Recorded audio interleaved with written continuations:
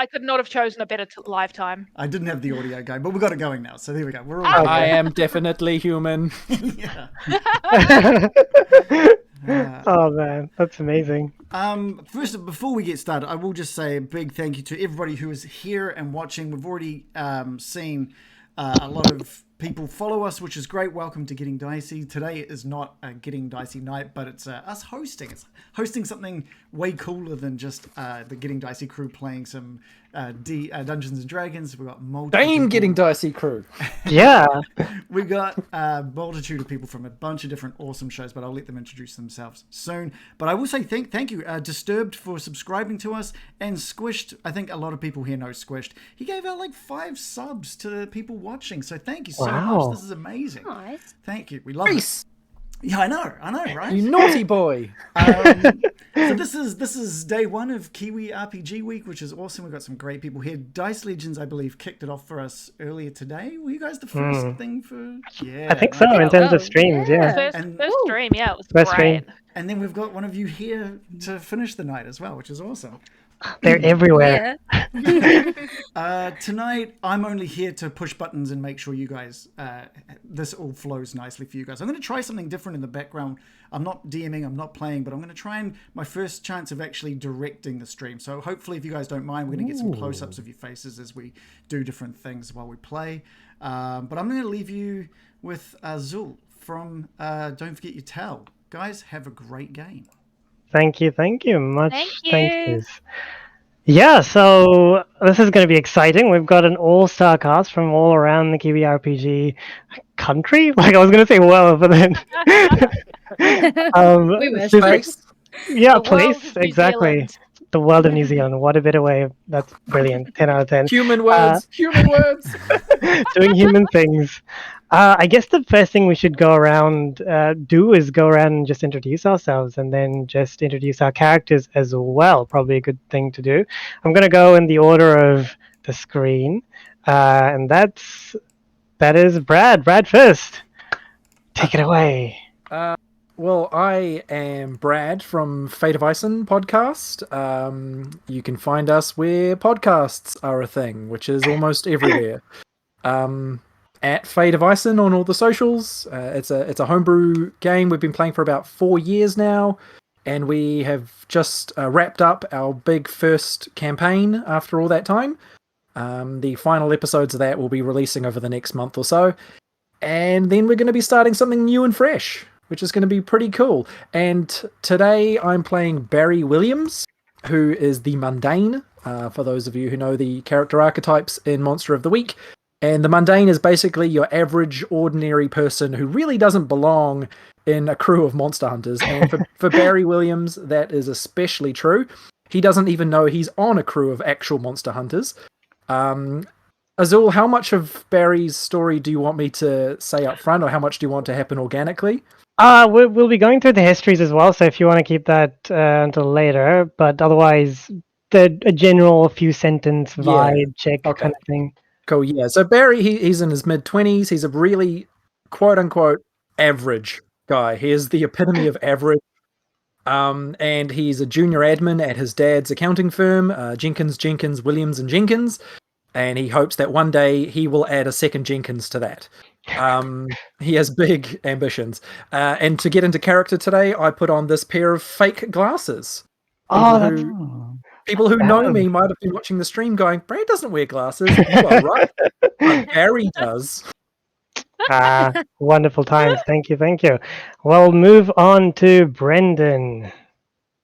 Hello, everyone. My name is Brendon. I am the Dungeon Master for Dungeons and Comedians, which is a live show down here in Christchurch.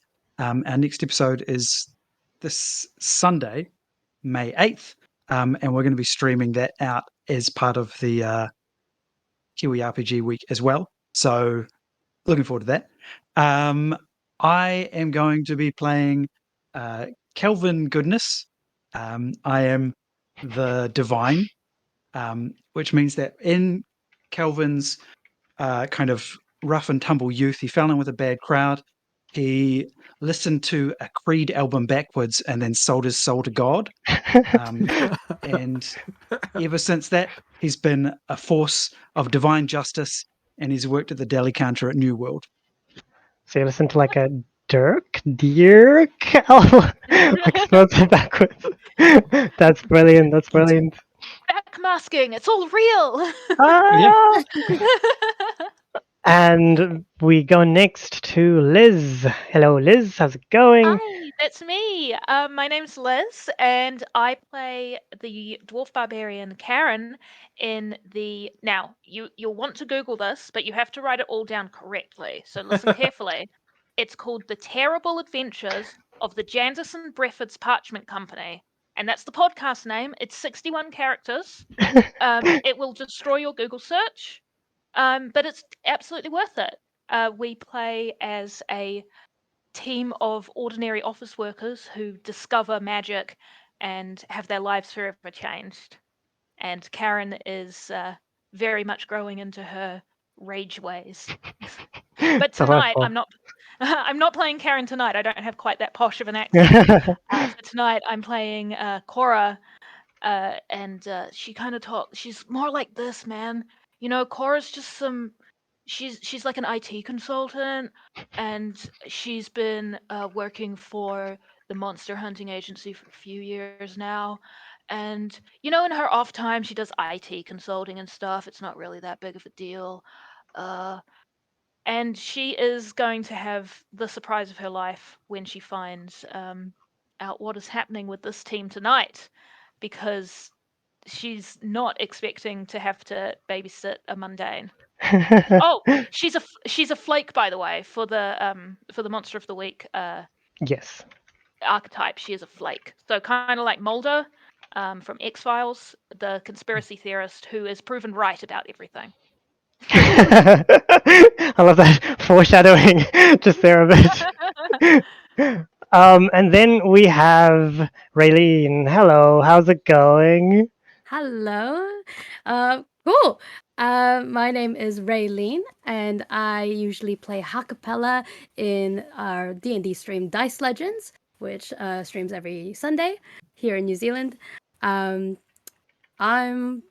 very new to Monster of the Week, so I'm really excited to see what's going to happen today. Really cool. Today, I'm going to be playing someone completely different to Hakapella. I'm going to be playing Barbara, or as everyone usually calls her, it's Nana Barbs. She is an old grandma, and her archetype is the crooked. So she's actually lived her days since her 20s as an assassin. But nobody knows that. But you guys know that now. You know, Good times. well, yeah, us no, we know it. The characters, they don't know it. And she's sweet. She's, she bakes cookies and fundraisers and such, but she's got her ex-husband, Gerald, who's always out to get her. The reason why she's hunting monsters now is that because one of her hit targets was a vampire, as it turns out, and she was like, "Oh God, there's more to life, isn't there? There's more than just killing people. I can just kill monsters instead." I don't know why that's the voice that popped out. It's not what I'm going to I love tonight. that. I love it. I'm Yeah. obsessed with it. I'll find it eventually. But yes, that's me. That is delightful. And I'll be today's GM. My name is Azul, and I'm the host of the FYD podcast, the podcast that attempts to play every RPG in existence or die trying, with the dying being more likely. And I think we'll be having a lot of death in today's session as well. We'll be playing Monster of the Week, and it's going to be an exciting one. We'll see how it goes. But before we jump right into it, I'm going to give the players an opportunity to talk a bit about their histories, how they each know each other, because there are some really interesting, unique connections between our players today. I guess we can go in the same order. You don't have to go through all of them if you don't want to, but just a few highlights or unique interactions that you've had with one another would be delightful to give our audience a good idea of your characters and the vibe that you'll be going for. Okay. Barry he's recently become engaged to to his high school sweetheart, Tiffany Goodness, who is the slightly older sister of Kelvin Goodness, who so Barry knows that Barry has known Kelvin for a little while as as the sibling of his love interest, and they've just recently started to become close enough that Barry is convinced that Kelvin is throwing him a bachelor party. I don't know what led him to believe this, but he believes it through and through. Raylene, or Nana Barb, is actually Barry's estranged grandmother, whom he hasn't seen for a very long time, because she's been away in prison and other covert things. But Barry's family kept him away from her. On account of the lie that was being spread was that she was in prison for tax crimes, which, in Barry's father's words, money crimes are the worst kind of crimes. So Barry, doesn't really know her, but still thinks she's pretty cool on the very few times that he's actually interacted with her. And in terms of Cora the Flake, Barry doesn't really know her, but in their very recent interactions, he's caught her side-eyeing him, and he's suspicious of her. He thinks she's up to something. Good times. We on to Brendon? Yes, so Kelvin Goodness, as Brad mentioned, is the sister of Tiffany Goodness. I think that Kelvin assumed that Barry had some kind of friend who would organize the stag do. No. He hasn't organized anything. I think there's just a little bit of a miscommunication there. So hopefully nothing awkward will result from that. Kelvin lives next door to Nana Barb's and mows her lawn every Saturday. And I think Cora is the only person who has worked out that Kelvin is secretly an agent of divine justice. Makes sense. The truth is out there. She knows the truth is out there, and she's going to find it. Yeah, she's already established that she's going to be right all the time. So Cora. Cora's been watching Barry for a while. She took a job at his dad's accountancy business, Jenkins, Williams and Jenkins, as an IT consultant in order to keep a closer eye on him, because she is utterly convinced that there is something going on with that guy. And the reason she's so utterly convinced that there is something going on with that guy, something weird, like he attracts things, is because he's besties with the Divine, the guy who she originally investigated, the guy who led her to the monster hunting agency that these three are a part of, and the guy that ended up allowing her to reconnect with her bestie from jail, Nana Barbs. Oh my gosh. These guys have total trust in each other. They absolutely love each other. They are besties. Cora's 35 and Nana is 70. 78. Yeah, 78. they're just best buds. Damn, Nana. What can we say? Yeah. We're That so is close. monster I make fighting her at cookies. 78. Of course, That's she's a badass. yeah, and why don't you take it away then, Nana Bobs? Like, what are your connections? Oh, well, yes. Oh. What are your connections? And then Technically, we've connected everyone to me now, but Nana Barbs, she's okay. I'm trying to find her voice while I'm doing this. brilliant. Nana Barbs, she's I need to stop smiling. Never Brad, stop smiling. Barry is my absolute lovely grandson that I haven't seen in years, but he's a sweet thing. That's all I know. We're not really close, but I know I've got a grandson. Kelvin is my next door neighbor, and he's become my moral compass of sorts. So every time he mows my lawns, we have a little chat over tea. I make him some biscuits every now and then whenever I'm feeling bad, I just talk to him. Then he's great, and he's talked me out of my marriage for Gerald. This might be news to Kelvin. No, definitely. Yeah, yes. Well, you know, you told Calvin's me like, that he was awful. dump You're him. better than that, Nana Bar. You're right. I'm better. I deserve better. I deserve better, and he was a bit of a dick anyway. Well, and then of course we've got Cora. Cora, she's actually witnessed one of my one of my killings, but she didn't recognize it was me until we were in jail. You know, and we were talking, and I was like, I remember killing somebody like this, and then she said, I saw that, and I I didn't was like, say that was me. anything because I'm not a snitch. Yeah. And I greatly appreciated Cora for that. It takes a lot of balls to not snitch on a lady killing someone. Yep, you got that right. And to fully finish this look, I'm going to put my knitted scarf on that I've knitted Oh, myself. Oh, yes. that's delightful. Nana. I just want it to be on Nana record Bobs. that Barry's uncomfortable that during that his nana said both dick and balls. Oh. Barry's gonna have to get used to a lot of things coming up. I'm quite curious as to you, Calvin, as to how being the moral compass to a would-be assassin is, but we'll soon find out, I suppose. So, yeah, Monster of the Week. So the session today, the title we're going to call it is The Faces of TOLTETOTL. You are all individuals in New Zealand, part of an agency called T.H.E.M, tasked with hunting extraterrestrials and monsters. Quite an aptly named title in a lot of ways. So it's a summer afternoon on a nondescript date, year, time, and you're wherever you are all over New Zealand. You get a message, a contact, a request from them. Where are you when you get this? What are you doing? What is your day-to-day life like? Set the scene for me. We can start with Liz. Oh, Cora. Cora is live streaming Doom. You're live She's streaming live streaming. Doom. She's live streaming Doom. Yeah. Oh yeah. She's at her computer. Everything's set up.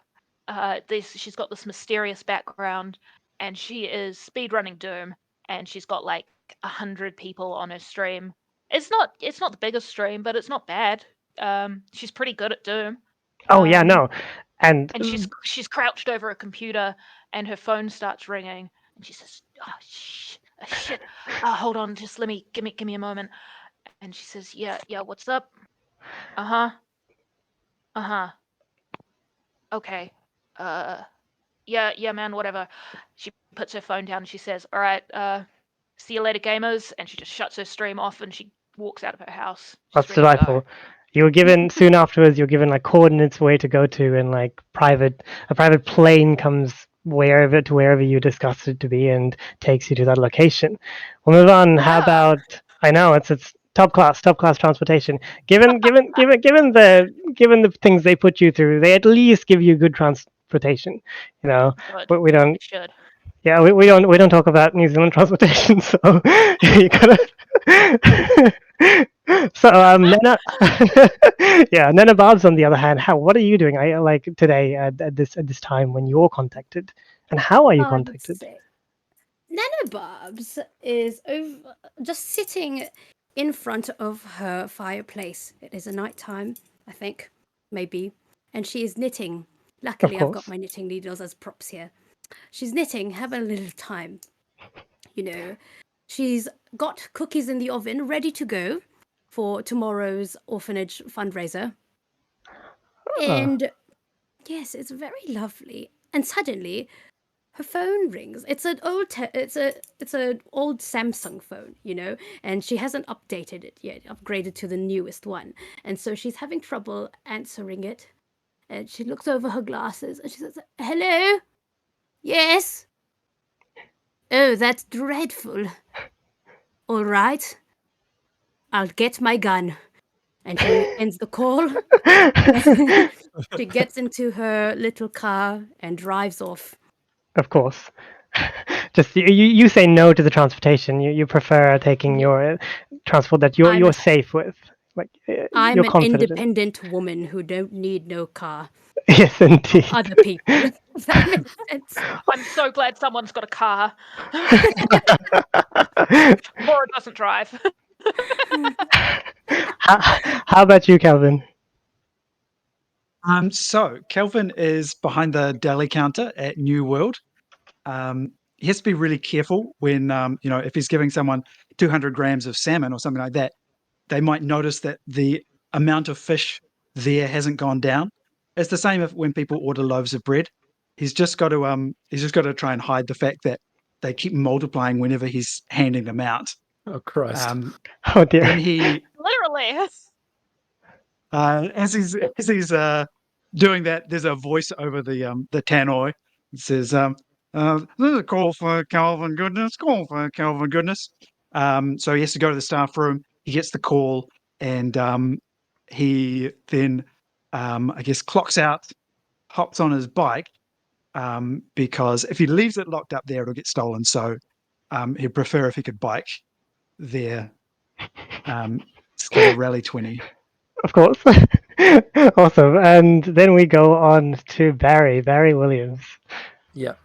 So Barry he's alone at home. Tiffany has gone to bed early. She's tired, and he's just sort of scrolling aimlessly through Facebook and Twitter and Discord, just trying to basically find someone to connect with, something interesting to go on. Because as Kelvin established, Barry doesn't have any friends. And and while he's got phone in hand already, it rings, and it's this sort of like modified voice. This and it very vaguely just says like a place and a time and like a go there now. And Barry just like drops the phone in excitement and is just like, "Kelvin, you old dog, I knew you'd come through." And he gets really geared up and he starts running around the house looking for like, what's the best clothes I can wear for this. And he goes for like just his nicest like polo shirt that he sometimes wears on like company outings and stuff. And like he goes for like a tie and goes, "Oh no tie. And puts on some like khaki pants or something. He's like, "Calvin, oh, I knew. And then he goes outside and waits to be picked up. Yeah, Oh my you're. God. I know. I love him. I feel so sad. You're gonna have the best bachelor party, Barry, I promise. Or die. Yeah, Barry, like your hopes are raised, like skyrocketed, because you hear the sound of a helicopter and like the small like rope ladder comes down right in front of you, with somebody kind of like pointing you upwards, beckoning you upwards. Oh yeah, as I'm crawling up the rope ladder and like there's the noise of the chopper blades and stuff and it's really loud, I try and yell to him like, how much did he hire you for? Like, what service is this? And the guy doesn't answer me. Yeah, just gives a thumbs up. He has no idea what he's talking about, what you're talking about. That is awesome. So it takes a few days owing to someone biking there, but you all get to the coordinates provided to you somehow. It's in the middle of, best described as nowhere, this large plains up in the middle of the North Island, and you come across, well, first of all, who arrives there first? I imagine Cora would arrive there first. Plane lands and you're dropped off, and almost immediately afterwards, this Nana, what color is your car? Nana's car is just an old silver. Yeah, so this old silver car kind of skids or drifts towards you and almost hits the other car that is there, a plain black tinted windowed car, but just barely manages to avoid it, and Nana just steps out, badass that she is. Soon afterwards, the chopper arrives and Barry comes down. Barry, you do see Cora and Nana, Nana Barbs, of course, and you're just about to approach them when eventually, just riding his bike has come. Actually, I just read my character sheet, and I noticed something. Oh yes. So Oh yes. I know what you're talking about. Yes, I do bike. I think I bike home, and then knowing that Cora will already be there, giant wings sprout out from my back, and then envelop Kelvin, and then disappear, and then I will reappear behind a tree, just and then I'll come out from behind the tree and pretend I just ran here. Oh yes. Sorry, Panting. everyone. Sorry. Yeah, I get out of the chopper Calvin! and I see Cora, this woman who's I've caught side-eyeing me around my office. I'm like, what's like? Why did Calvin invite her to this? And then I'm like, Nana Barb, how do you know Calvin? And why are you at my stag do? This is crazy. Oh, stag do? Yes, I suppose this is what we can call it. Yes, it's a stag do. Well, I got the same message as you, darling. It's so lovely to see your face. Like, you've gotten taller, haven't you? And a little bit Rounder. rounded the shape. Yes. But And by the Oh, way, Barry, you're on your stag do. That's amazing. Yeah. Hey, yeah. Oh, thank you. I don't know what you've got planned, dude, but like, I'm so excited. I am in. Whatever it is, I am so in. Oh, cool, man. Kelvin, can I talk to you for a minute, my dude? And Cora's gonna grab Kelvin by his elbow, like this, and just kind of drag him away, and go, I hope you guys catch up. And Nana and grandson. yes, we'll be fine, dear. It's lovely seeing you again, Cora. Lovely to see you.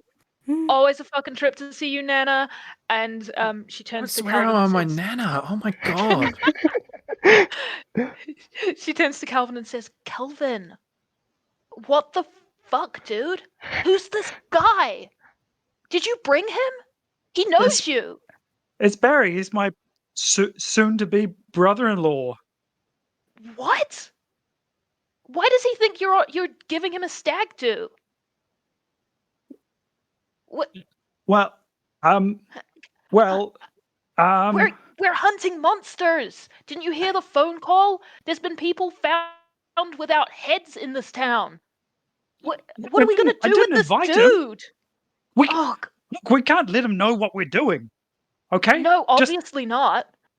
Okay, it's all right. I'll play it cool. yeah, I'll play yeah. along. I'll play it cool. Don't worry. yeah, we'll figure I'm something out. Don't worry, man. I'm a smooth operator. Oh yeah, I know you are, man. Yeah, the last job with the ghosts. Sick. Anyway, and she's gonna kind of lead Calvin back and You say, come back to hey Nana, Dad, does Dad know that you're here? Because like he doesn't really want me to see you because of all the like money stuff. Your father, let me tell you something about your father. Your father has always been ungrateful ever since he was a young lad like you, all right? But I love him dearly, but sometimes he just gets on my nerves. And but, darling, are you sure you should be here? I think you might be misinformed. Are you? at this. No. He's meant to be here. That's right. Oh. You caught me out, Barry. It's your stag do. And I think, Yeah. and Nana Barb's, I think, big like, wink. yeah, she notices the big wink, and she goes, "Oh, all right.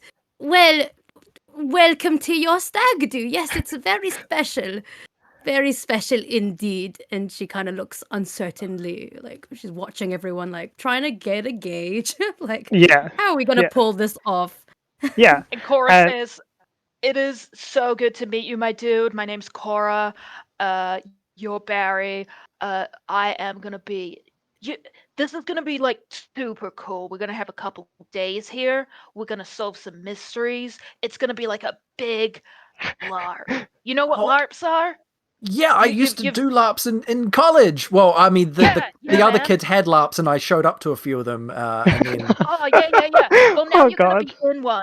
So I'm gonna be like, wow. I'm gonna be like guiding you around. Right, Kelvin, and Barb, and we're just gonna have a really good time, man. So don't worry about what you see. Yes. What I do want you to do, my dude, is I want you to pick like a super cool investigator name Oh, okay, for the so LARP. oh man, so like Yeah. Barry Williams, Okay. Mr. Baz, Mr. Baz. Oh, yes, sick, man. Lovely, Mr. Joe. Yes, Baz. Mr. Baz. Yes, let's all address him as Mr. Baz. Yes, well done, son, grandson. As you're having Son. this conversation, the black tinted car, one of the doors opens and a man steps out. Quite a tall individual, 5'10", 6-footish. He's got very short hair and he's wearing black glasses, full suit, black tie, black shoes, almost like he's literally just gotten dressed now, like no folds or anything of the sort. He has a folder in his hands as well, and he kind of looks at all of you and says, "Well, I see that you've all made it in one piece. This is more than I expected of some of you, but I'm glad. Are you doing well? Great. I don't need to hear this. Did you get the brief? Do you know what's going on? Or do I need to explain this again?" Is this the Stephen, guy that- is this the guy that runs the parties? Right, okay, that...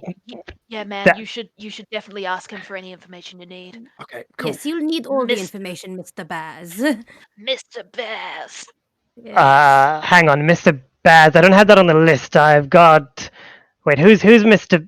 I thought your face is in here, but it says Barry Williams. Is that not you? Do we have to kill him? Oh, is this, No. kill me! Yeah, No, totally no. kill me! No. He's No, asking for it, hold though. Hold on, man. No, it's just his like cool investigator name, you know. And she gives him a big wink. She gives him the thumbs up. I'm not sure if Right. Cora's worked with this guy exactly before, but Oh, all you of know, the Men in Black, they're all the same. yeah, They look you, exactly the three of you, the four of you, Sans various, was recognize him. He's your usual contact. Name's Steve Stevenson. You don't really know if that's his real name, but that's how he calls himself at the very least. He's a bit different in that he's completely dressed formally. He's usually a bit more casual, but today he seems way more formal, obviously. But otherwise, he's the same old Steve, blunt and annoying. Doesn't really care much for any of you in that regard. Regardless, he kind of just sighs for him and says, "Well, okay, you do you. I'll just get this over with, and we can get on our lives, and none the better." And okay, cool. So we have been requested a case. Some dead bodies have been appearing in the outskirts of a town aptly named Townsville. South of here, quite a bit south I of here. love Townsville. Oh, They've got it's the a best pies. wonderful place. Yes, known for its pies. Have you been there, Nana Of Bob? course, yes, of course. That's where I adopted my last cat. Of course. And what number was that? I recall you saying the same thing recently as well. The last time we met. This one would be cat number 47, I believe. Right. Jezebel. Of course. I see. And still alive? Doing okay? Oh, she's almost gone. I just bought her out of pity. Of course, and that makes sense. Jesus. So, bodies. We've got 5 bodies outskirts of Townsville. Usually this would be handled by the police, but the bodies have been found without their heads and very clean cuts. You'll soon see what I mean. We sent through a scout to find out what was going on, but we didn't really get word until recently. And he kind of walks up to the boot, flicks a button, and then opens the boot. And inside you see an individual. Well, a part of an individual at least. It's a full individual, sans the head, and just there, unmoving. Yes, this is. Yeah. Yeah, and Cora whispers to Mr. Baz. She goes, it's like really cool, like CGI and stuff, man. You know? Sick practical effects, man. Did you get like wetter Yeah. on this or something? This is amazing. Don't worry about it. Get in the mood. Get in the Mr. Baz mood. Oh yeah. Mr. Baz, yeah. Yes. Now that we've. Well done, Questions about Sonny. Yes, body. well done. That's it. I know that we've lived a very long life in our line of work and we've seen a lot of things, but still the idea of making this tragic human being's death seem like a prop is okay. He is a prop now, as we will then. This is Bruce, the prop. He stares at all of you again, and this is what happened to our prop scout when we sent him down to investigate. So we need you, our top investigators and only investigators, over here at the moment to investigate what you do best and hunt down whatever's doing this, human or otherwise. Do you have any questions? Well, Mr. Stevenson, if there's one thing that I know, it's sliced meats. I would like to examine the realistic prop Of course. to see, identify the cause of death, the weapon that was used. Yes, okay. Well, you know what to roll. Roll me your 2d6 plus investigate me mystery thing. Oh god, I hate Yes, sharp. mystery. Yeah, plus sharp. 10. 10. Oh god, okay, cool. What would you like to ask me? Okay. Let's see. Well, I want to know what the weapon was. How did they die, or Okay. what So happened here? it's actually quite interesting. When you examine the cut, it's very clean, and it has something else that makes you wonder even more what the weapon could be, because it's almost like a gelatin sheen has been applied immediately onto the wound, onto the cut, so that you can see inside. You can see the spine, the flesh, the meat, and all of that. It's almost like instead of just your normal cut with, apologies for being graphic, but the blood spurting out and stuff. It's just a clean cut that's been cauterized with a gelatinous, liquidy substance. Barry just walks up and starts poking it. Sunny, Yeah. It's very lifelike, Barry. Don't damage Great props, instincts. dude. Yes, don't touch props that aren't yours. Sunny. Stepping out of character for a moment, can I just point out, I used to actually work at the service deli at Pack and Save, and I cannot identify the cause of death of a body. This is false advertising, Brendon. Have you tried? Have you but you tried? Come on, Brendon. You didn't backmask Creed or whatever, so No. what can we really expect? True. Yes, Yes, it's very Now- strange. We also hemmed for quite a while. Could I roll? Oh, where's my sheet? I would like to roll my special move for a flake, which is called Connect the Dots. It says at the beginning of each mystery, if you look for the wider patterns that current events might be part of, roll plus sharp. On a 10 plus, hold 3. On a 7 to 8, hold 1. Spend your hold during the mystery to ask the keeper any one of the following questions. Is this person connected to current events more than they are saying? When and where will the next critical event occur? What does the monster want from this person? Is this connected to previous mysteries we have investigated? That one's not really. And how does this mystery connect to the bigger picture? So Yes. I will roll my 2d6. That's a 6, 7, 8 plus 3 is an 11. Brilliant. So 11, yeah. 11, cool. Really good Math. So I believe that's hold 3. Hold 3. Yeah. Yeah. So I don't want to spend any of them just right yet, but I thought I would do that right now. always a call. Actually, that's a really good point. If anyone else has any use this at the beginning of the mystery moves, they should probably do so now rather than later for benefit. Nope. Nope. Let Cool, me cool, just cool. check. I don't think so. So It's going Steve, to turn to Steve Stevenson and say, how long ago did you find this guy? Like, how long's he been dead? it's been a few weeks now, and we haven't really done anything to the body, and it's still just like this. There's no rotting, no rigor mortis, no anything of the sort. That's weird, dude. All right, and it was in Townsville, you said, like a couple of k's south. Well, this body in particular was delivered to us we imagine what? from Townsville. Yeah, as I said, very odd situation here. How did they even know where we lived? Well, where I lived. I had to move houses, cities even. You don't know that. Man, I don't You even don't know know where you that. live.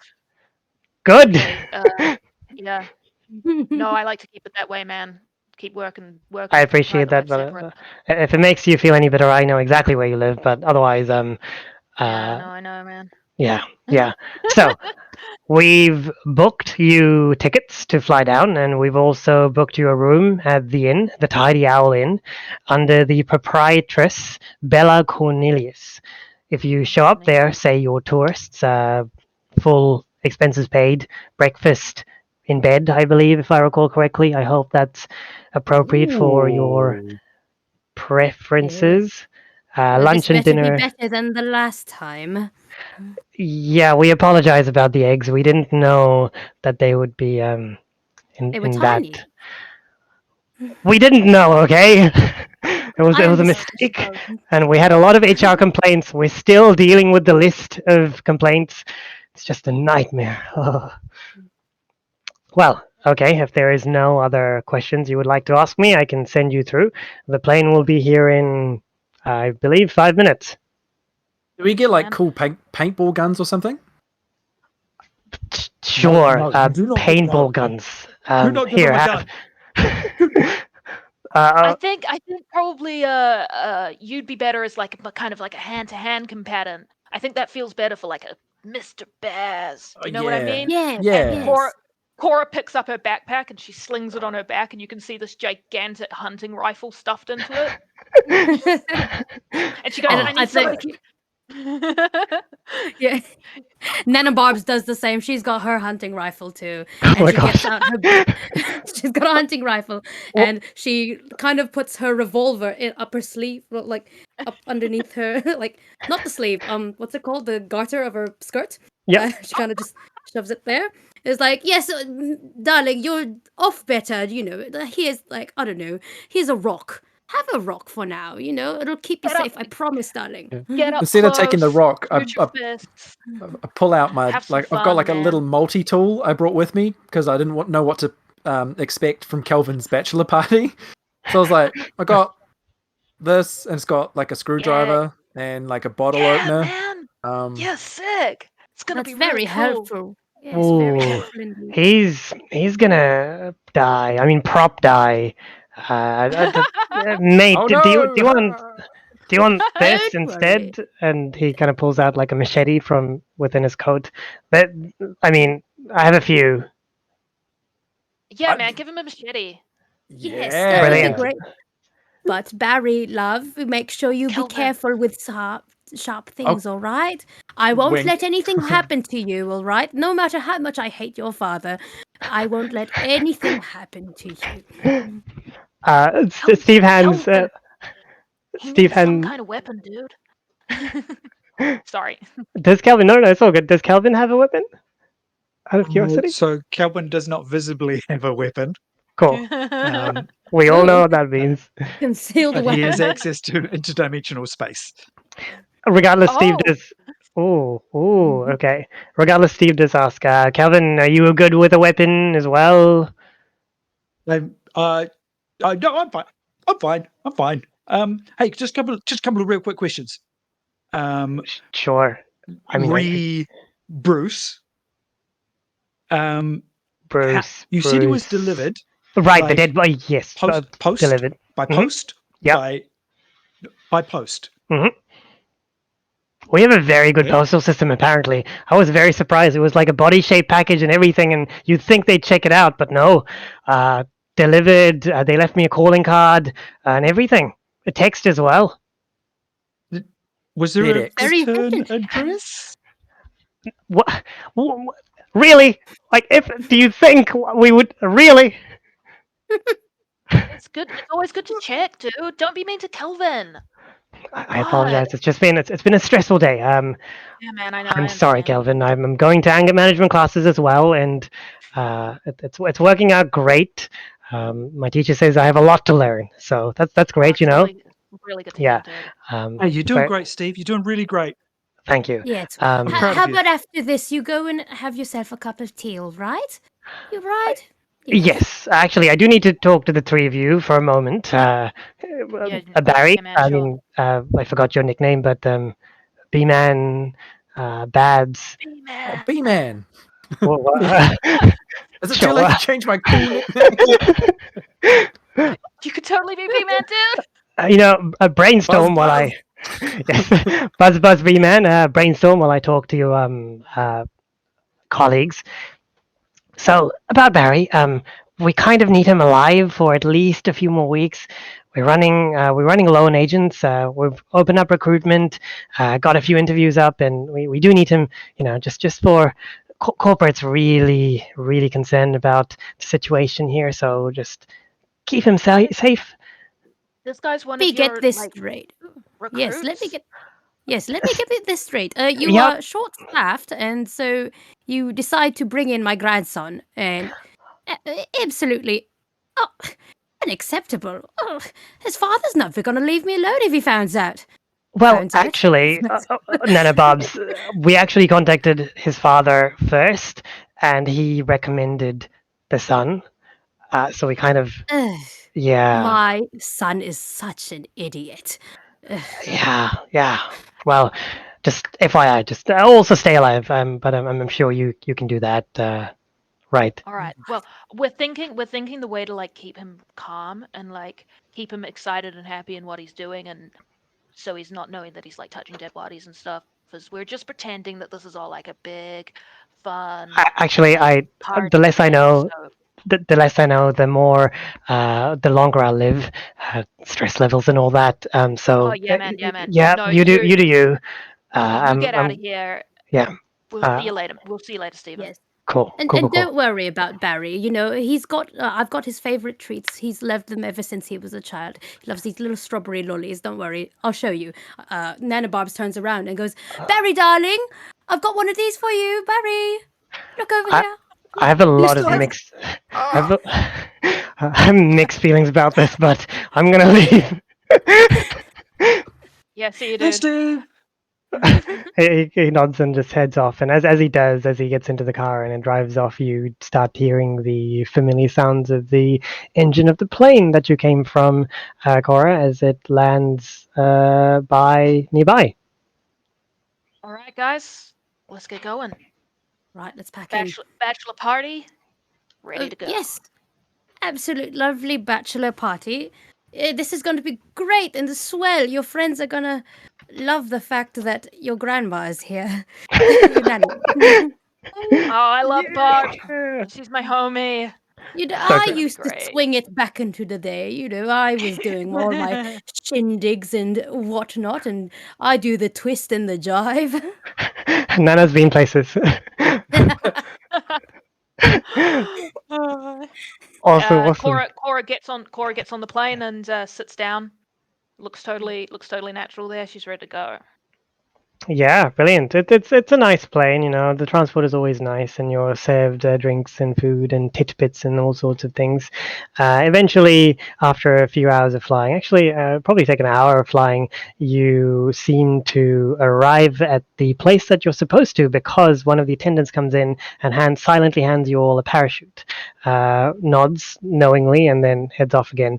A few minutes later, one of the doors to the side opens up and the air kind of decompresses, and you kind of have to shout to talk to each other. But you know what to do. You've done this. Well, most of you have done this a few times before. Cora's gonna go. This is quite exciting for her. She always quite likes the part where she is jumping out of the plane. She kind of forgets that there's a newbie, and she goes, "All right, dude, see you on the flip side." And she just kind of falls backwards out of the plane with the parachute on. And you can see her shooting down through the clouds. And off she goes, leaving you three alone. Bye. oh, Got but that that level lady's range so for you, cool. B-Man. That Yeah, lady's parachute so trip, cool. skydiving. Oh man, this must be so like. I don't know how you're paying for all this, but thank you so much, man. Tiff didn't have any idea. I had no idea. But let's do You're this. worth it. You're Yes. worth it. You're worth it, Mr. Baz. What should I do with this machete? Because I think they gave me a real one. Keep holding it, love. All right, just hold it. Here, I'll put it back in its little sheath, little pouch. There you go. And I tie it around his waist and his bag. And as I'm doing that, I'm getting him ready and securing professionally how a parachute bag should fit on a person. She's done this before, so she's quite skilled. But she's course, still of course. talking like, "Oh, this goes here, love, and this goes here." Thanks, Nana. And all right, and you pull this if you want to live. You don't. Oh, but make sure you do. It's real parachuting. All right, this is real. Okay, yeah. Okay, yeah, I get that. Right. Now, have fun. So I've got a move. Oh, It's what could go wrong, and it's just Oh, whenever no. I charge into danger without hedging my bets, I get to hold 2. oh, okay, yeah. I would count this as yeah. for your standards particularly dangerous. Yes. So yeah. So I'm just gonna take her word for it, and I'm just gonna like Leroy Jenkins my way out of this plane. Absolutely. Absolutely. Do you shout anything while you're doing this, or? I definitely shout Leroy Jenkins. Oh my gosh! Okay, literally. Is that your cousin? Oh, it's one of the He's guys gone. it's one of the guys at Dad's firm. But yeah. Right, yeah. Oh, my he's gosh. also a little bit of a disgusting man. All right, yes, Leroy Jenkins away. See ya, ta-ta. Yes. Also, Penny D. Absolutely. Steve definitely looks like Izzy Hands. 100%. Clone. So flying down or like falling down. Actually, I'm worried for Barry, but I imagine because you jumped at the relatively the same time, I imagine you're all going to inform, like at least sign to Barry to. Barry, do you think if your colleagues here signed to you to pull the parachute, you would understand? Barry? Yeah, do you think I should roll plus sharp I think you should. Yes, I think you should. to see if I know what on earth I'm To doing? to see if the rest have to panic. Yes. Okay. That is a total of 6. Ah, okay. So I think let's go with Nana. Nana, like, what are you signing, or like, what are you gesturing to Barry? To kind of, we're getting to a point where you definitely you should start thinking about pulling your parachute. Nana just she's holding on. She's got her arms out actually, and she looks right at Barry and just gets both hands and just goes, "Eh," because I know you can't hear me if you're shouting all this wind running past. So I just, "Eh, love," and then I get a treat out from my pocket and I go, and show him the treat. I think even though Barry, like, given like, I don't think you understand. Yeah, exactly. You're like, what's going on? But the treat does allure you towards her at the very least. So you do try to make it towards her as well. Why don't you try to roll for under pressure for me and see how if you manage to Oh get. no, I've got -1 cool. Oh, good though. 9 -1 8.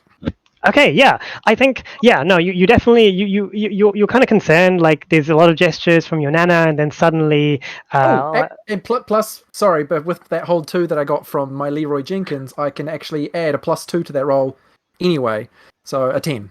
Brilliant. So you definitely set out to do what you want to do. You see, like, the others kind of gesturing as well, and somehow falling comes naturally for you, and you fall towards Nana Bob and find yourself right next to her.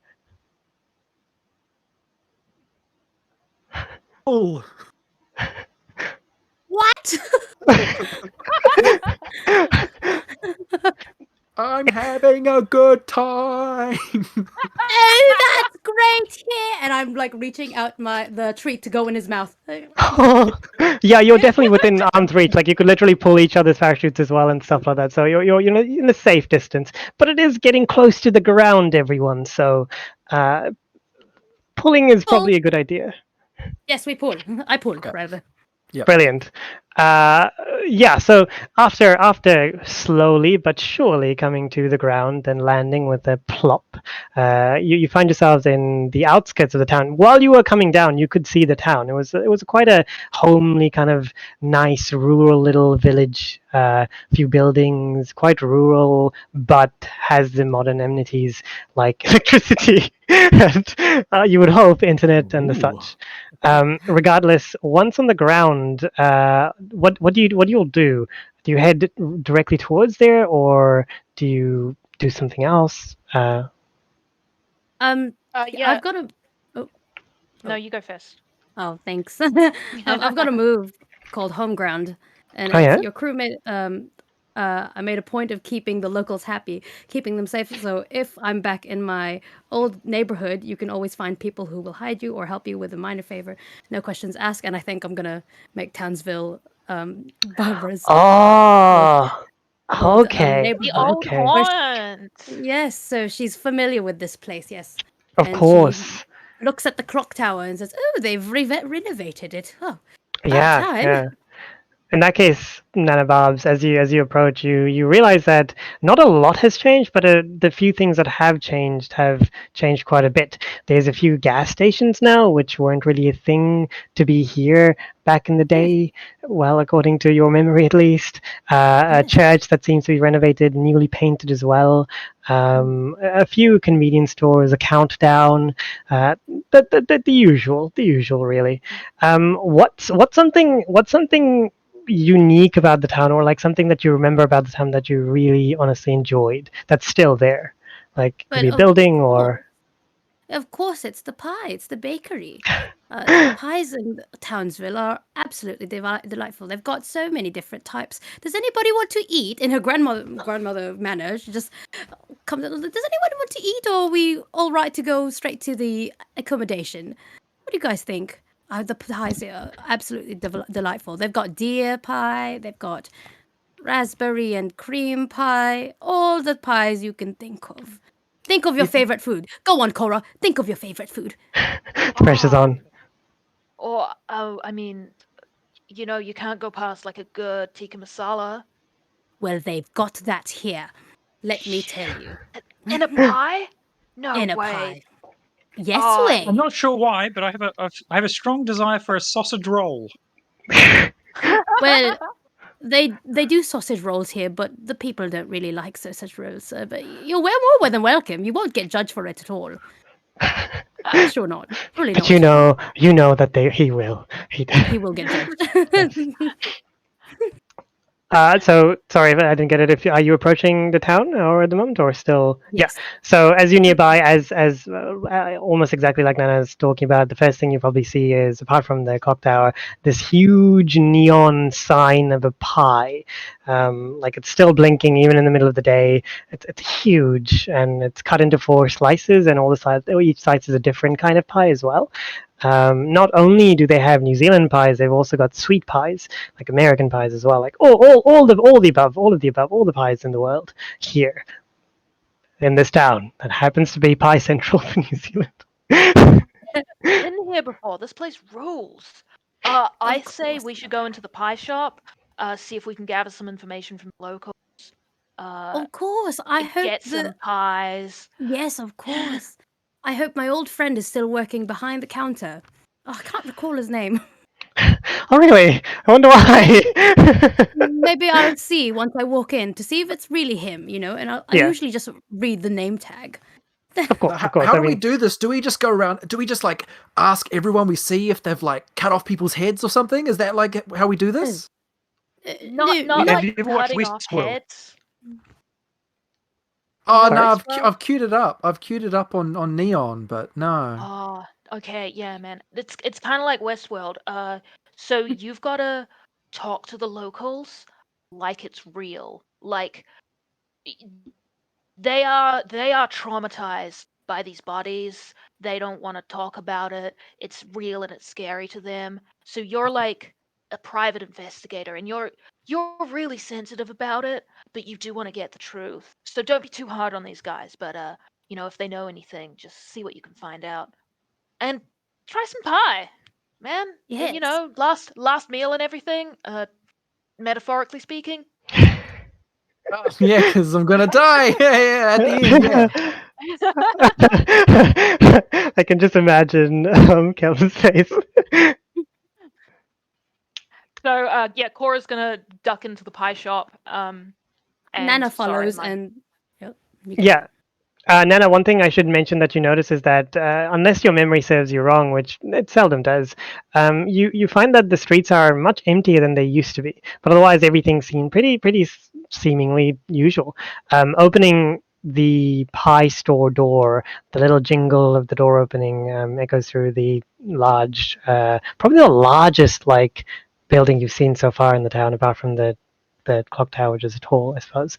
And you enter through into this like black and white tiled room that's kind of styled around the American diner experience that you often get in weird places all over the place, all over New Zealand at least.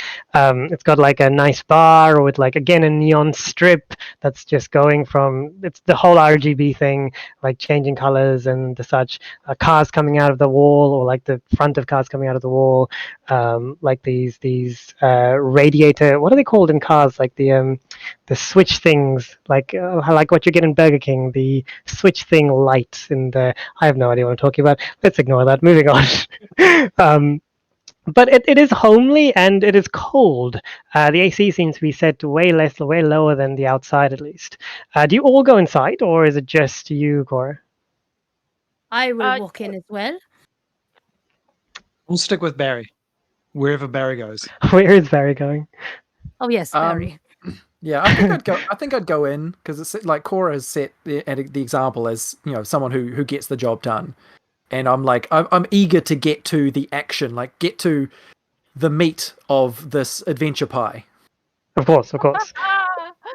So you all go inside, and it is quite empty, apart from two individuals. One person, a woman behind the counter, who seems to be kind of wiping down some the counter itself, and another person who seems to be sitting and swiveling back and forth while eating, distinctively not a pie. They're just. I know it's terrible. They seem to be eating a slice of pizza though. This place doesn't serve pizza. Just Is from it the at menu. least pizza pie? No. It's just Blasphemy. Any anger that you feel towards this is quickly dissipated when you realize that this is a cop, full uniform and everything. Oh well. I have a move called Friends on the Force. Oh yes, you have a move for everything. It feels like. love that crook. I mean, I don't actually. Yeah, I know a few cops. I don't know if this cop counts. I just want everyone to know. Who can be persuaded to look the other way or do you a favor for certain considerations. You can act under pressure to get in touch with them when you need to divert any law enforcement attention. There will be a cost, although maybe not right now. That's just for little information. Well, I will say I'm this. not scared of cops. Well, I will say this: you are definitely not scared of this individual because you recognize him immediately. This is little Hans Hargraves. He used to be like a very mischievous little boy when you were younger, living here. Did a lot of climbing things, and you yourself and a few others had to like bring ladders from the fire station to like get him down. And a lot of crying as well while on the roofs. From the looks of things, he's grown up quite a bit, put on a fair bit of weight and muscle weight, and he looks quite confident eating his pizza while just swiveling on his chair. What did you all do? Nana takes a moment to try and recognize this face. This face, like it looks like someone she used to know, and she's trying to place it. And I think finally comes out, Hargrave, Hans, is that you, love? He kind of turns. Oh, go on.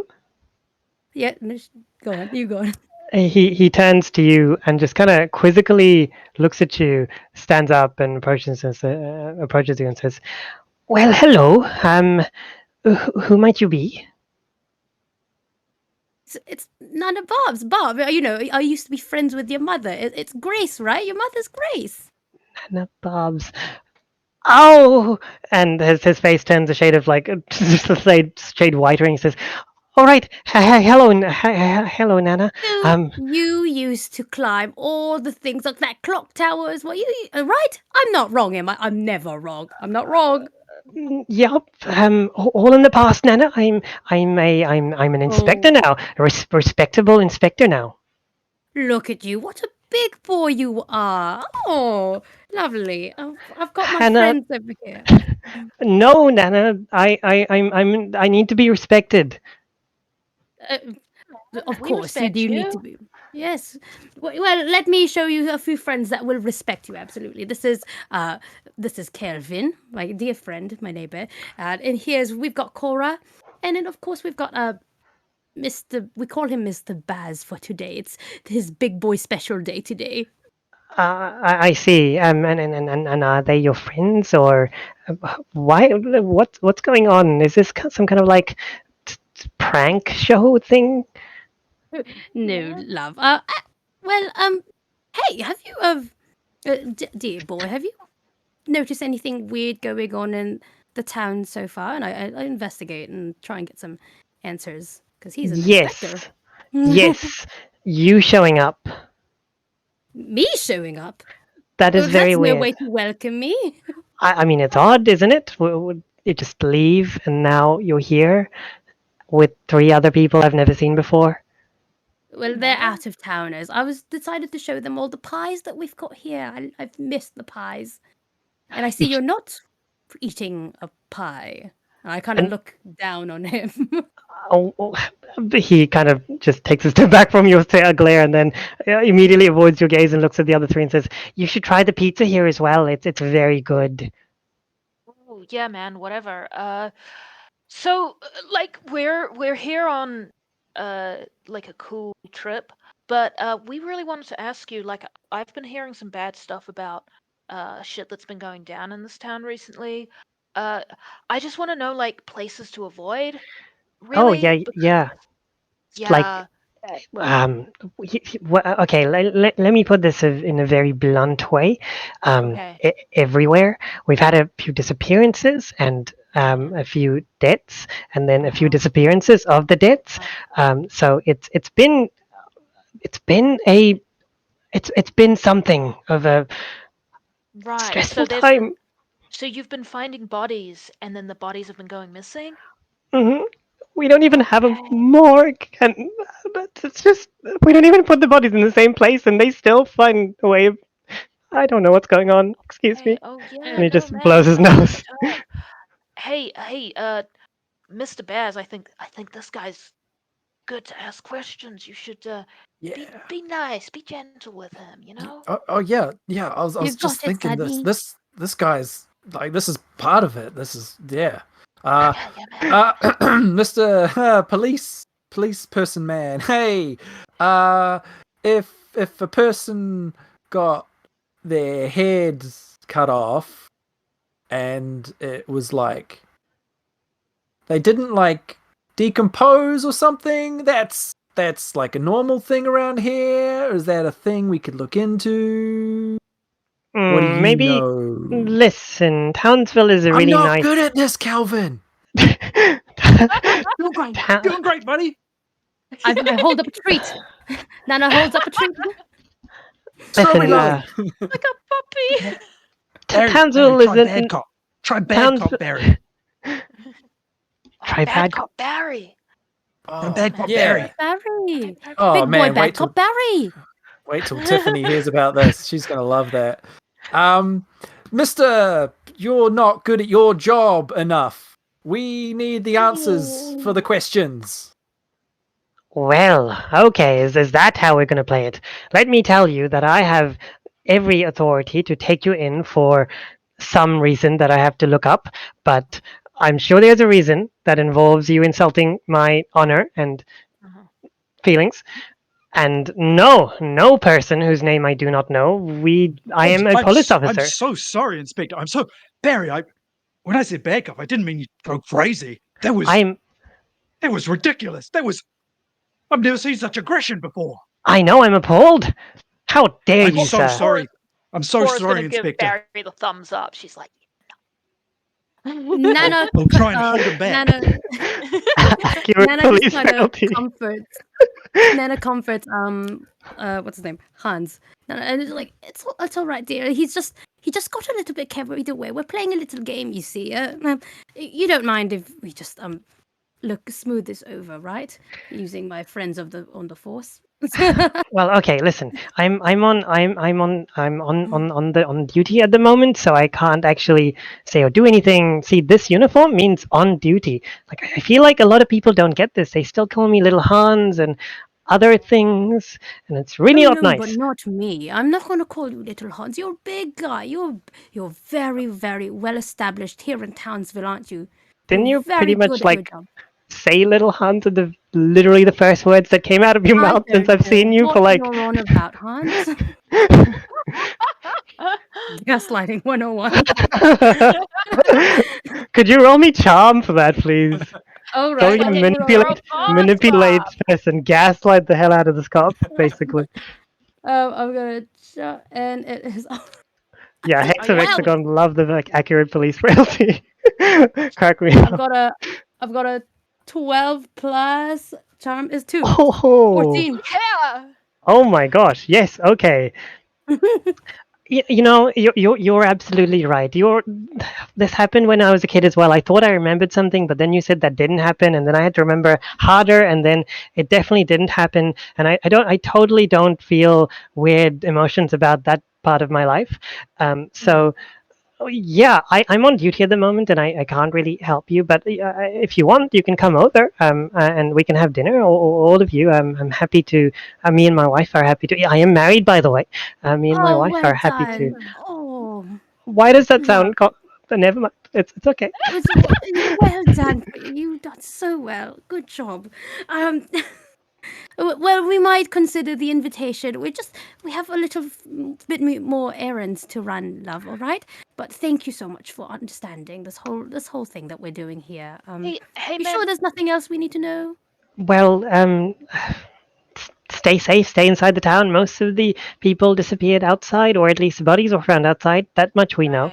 Right. Um, Like Right, we're whereabouts? right. outside. Like we came from the main highway, but like I know there's there's some forests on the edge of town. Saw them, uh, not from the sky or anything. Uh, where have the bodies been being found, man? I just want to know so I know not to go there. No, yeah, totally. Yeah. Unfortunately, we kind of ran out of police tape. We only had one roll, Right. so we're not really sure anymore. Okay. But I can get back to you. We have a very, very talented artist drawing maps of the location, and Oh, maybe if I describe it well enough, she'll know exactly where it is. So yeah, man. yes. Okay. Well, we'll definitely not go to the place where the bodies were found. That you Yes, No. don't that you would be can't remember. good. You can't remember where it is, and you can't tell us. But we won't go there unless maybe we do, because we don't know But you where it is won't, anyway. right? Like, No, of And course unless not. it's by accident, man. So if you do see us there, like it's an accident. right. But It's because there was you not won't. enough police roll tape to Yeah, there tell us just that. wasn't enough tape, It's man. all, Just don't yeah, worry about it. Okay, maybe just stay inside the town. Yeah. Can I ask that of you, of please? Yeah. course, of course. Sure. No, we don't want to worry you. Hey, how about I get your cell number, all right? How about I get your mobile, and maybe you can invite us over for dinner Okay, again. it's 021 and the rest are zeros. 021 021. It's I zero believe you got the zero. first cell phone. Yeah, it only works within the 5 kilometers of this area here. We had a tech guy do a favor. He Wow, was a really nice tech specialized. guy. I don't know if he was. That sounds Well, weird, dude. he's Anyway. dead now, but I mean, Oh, well, yeah, maybe. far be it from me to speak ill of the dead, I guess. Shit. Uh, Mhm. Barbara, you grew up here. This town is so weird. It wasn't Cora, always weird, love. It wasn't. Cora's gonna go and get some pie. She's gonna go and order a, a, a tikka masala pie. Yeah, She's gonna go and sit down and like process this weird town. The attendant, the attendant has the name tag Marissa, but she doesn't really say anything to you. She just nods to your request and then gets the pie quite quickly, presents it to you. As soon as we're out of earshot, like immediate earshot of the cop, He heads out as well Yeah. after talking to you. Yeah. I'll say to Calvin, like, hey, do you think like the party company would get mad if we like killed a bunch of their characters? If we just for fun, just like that cop, just like machete, fun. Oh, yeah, no, No. they, Or is that like against the rules? That's a real. No, It's a real they're party paid foul. actors, love. Yeah, all right. They're paid actors, right? So you don't want to kill real paid actors. Real paid actors, and then Nana kind of stumbles over herself, and she just takes a step back. How do I lie to this guy? Oh, I'm eating pie. I'm busy. I mean, So, no killing. Let's get you a pie, Barry. Let's get you a pie. Okay, yeah, cool. Pie, yep. I'll take a pie anytime, day or night. Yeah. Whatever you want.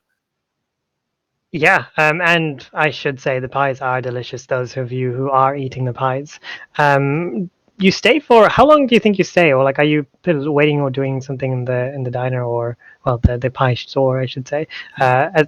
For the duration that you stay, no one really comes in, which is odd, you would think, given the popularity that Nana Babs keeps on saying about the pies.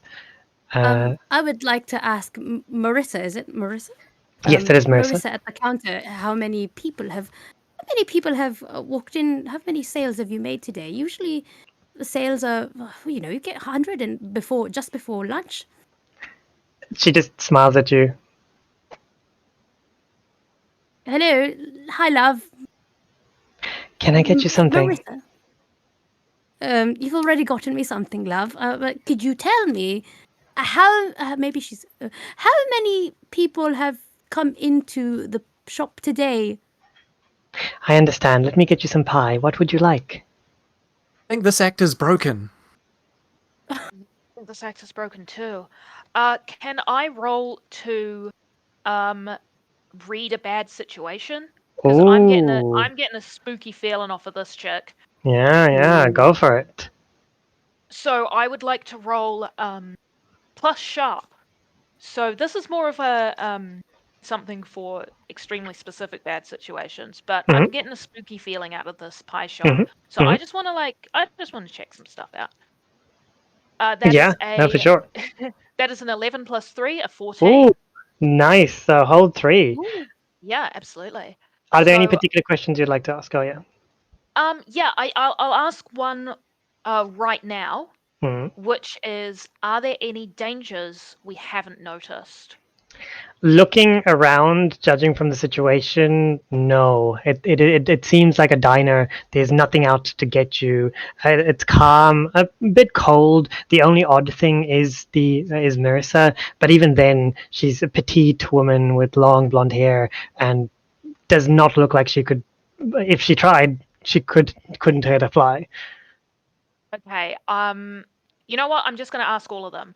I want to ask. Let's do it. Let's play Monster of the Week. Yep. I'd like to ask, what is the biggest threat? In this particular bad situation, Very. food poisoning. Food poisoning. Food poisoning. Yeah. Okay. So it's just Marissa's just being real weird. Okay. I mean, I might as well. Okay, I might as well spend all of them. What's my best way out? So are there any like exits that I haven't noticed? What's the best way to get out of here? There are 3 exits. The normal one, there's a fire exit to the side, and then you're not sure if it's an exit per se, but there is a door behind the counter that leads somewhere. Okay. And what's the like best way to get out of here, you would say? From the door that you came from. Okay, yeah. Cora is feeling thoroughly creeped out by the situation, and she has got her mouth full of pie. She's kind of shoveled the rest of her pie, and she's like, I think we should like get out of here and continue the mystery. And she kind of does this at Barry. I mean, sorry, B-Man, the Mr. Baz. and she's like, okay, we've got monsters to investigate and mysteries to solve. So finish up your pies and let's get rolling. Of course, of course. Hey, just before we go, I just want to draw on, I guess, what turns out to be like my greatest strength and source of power. I'd like Ooh. to analyze the health and safety, like sanitation of the pie shop. Of course, of course. Are they following, correct procedures? Do they have a valid, have they had a health check? All those kind of things. Yeah. Do you think in your past you would have had any history with validation of health and safety guidelines? Out of curiosity. Yes. I had to get those unit standards to get my job at New World. Yeah. Okay. I'm gonna get you to roll sharp with the forward then. See how you do. Okay. 5, 6, 7, 8, 9. 9. Okay. Yeah, I think you definitely pretty quickly perceive that the Marissa is not washing her hands at all, and there seems to be this very kind of not a very strong pungent odor, but certainly an odor coming from her that implies that you know showers are not a regular thing in Marissa's life. Oh, stinky.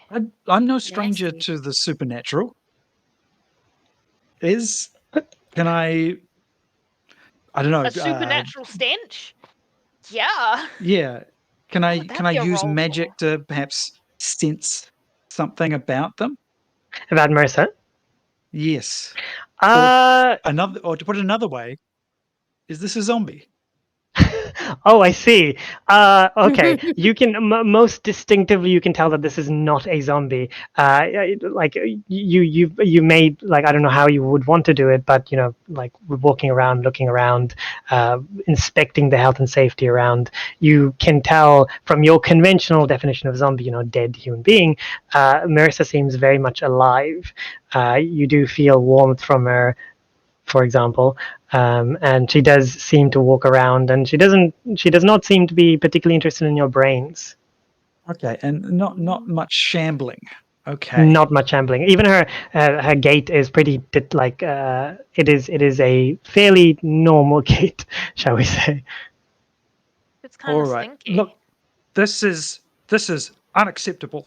This is absolutely look at this. This is when was this last cleaned? And I'm just going to barge through, and I'm going to go through the door into the back room. Oh shit. Oh, okay. Ballsy. Yeah. Oh, Chorus is he of allowed follow. to?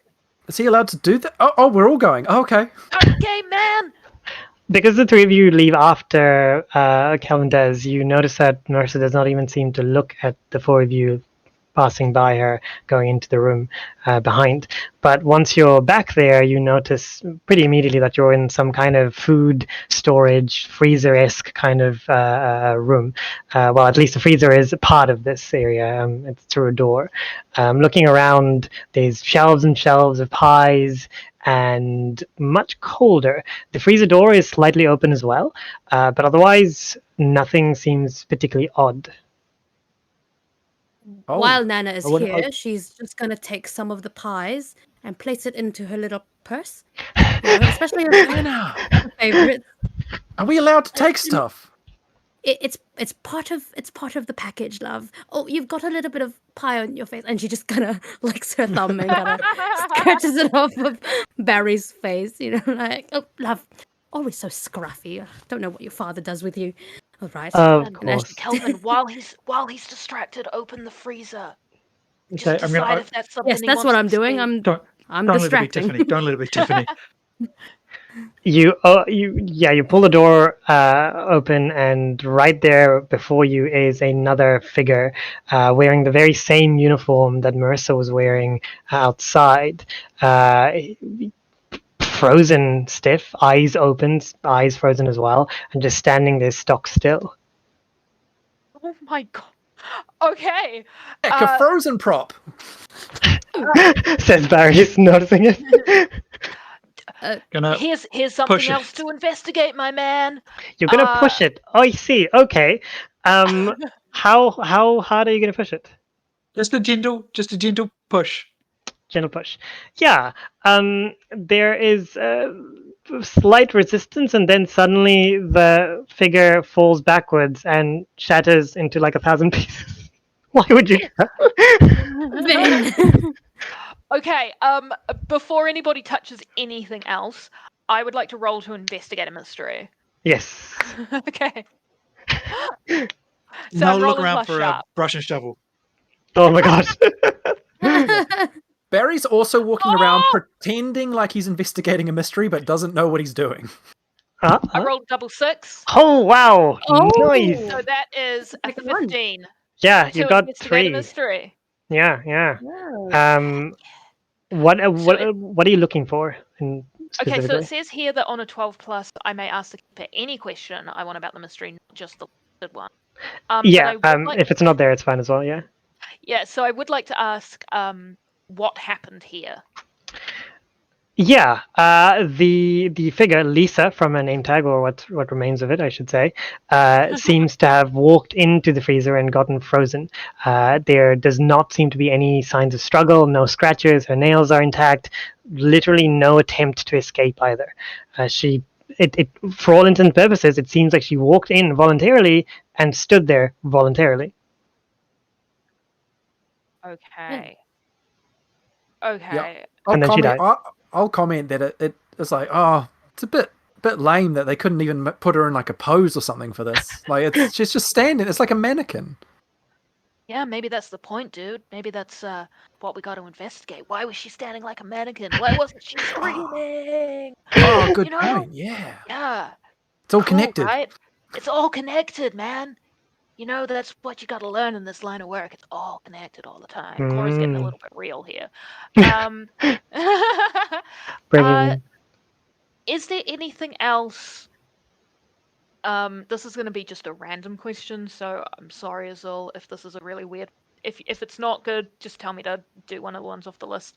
But is there anything else, kind of, either in the freezer or in the room in general, that shows if there was anybody else in here with her, manipulating her in any way? That's a very good question. The freezer door was open, so Awesome. you don't notice anything that immediately screams manipulation or forcefulness, but you do notice something else. You notice a small note that's been crumpled up, and thanks to being crumpled up, it hasn't been somehow, and with being within the hand that is now a million pieces in and of itself, it doesn't seem to have been frozen completely, and you can make out some words. It seems to be a note warning this person, Lisa, to leave the town as soon as possible, stating that a creature will attack soon. Avoid the full moon. Ooh. When's the next full moon?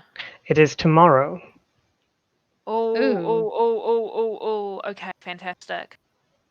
All right, we've got a time pressure. How do you avoid a full moon? Stay inside. I don't know. Gotta go looking for people who aren't inside during the moon. Yeah. What do Basically, you like, think, dude? get out of town, a creature's coming, avoid the full moon. It's Okay. basically, yeah. They rode a werewolf. They rode a werewolf. Cool, right? And she kind of looks at Calvin and goes, All vampires. "What the hell is this? Calvin, you're like some kind of..." And Cora lowers her voice. "You're some kind of like otherworldly thing. Avoid the full moon. It's some kind of thing that's manipulating brains. What's going on here, dude? Do you know?" So Okay, she's asking Kelvin if he has any insights on creatures. Calvin, 'Cause he does magic stuff. before you can answer, Calvin, you all hear a voice, a familiar voice coming from behind you, and the voice says, "Can I get you something?" It is Marissa standing in the doorway, right in full view of all of this. Wow. Cool. Wait, I've got a move that I am allowed to course you steal do. from the expert. I was able to steal a move from the expert called Precise Strike. And Oh, I am going to... Oh, I don't actually know what the monster is though. So what I'll do instead is I will attack. I will kick some ass. And because of my assassin background, when you take your first shot at an unsuspecting target, do +2 harm. So Shit's getting real. I would like you to just. going? I'm Are you going for a acting on kill my. shot? I'm going to go straight for the head.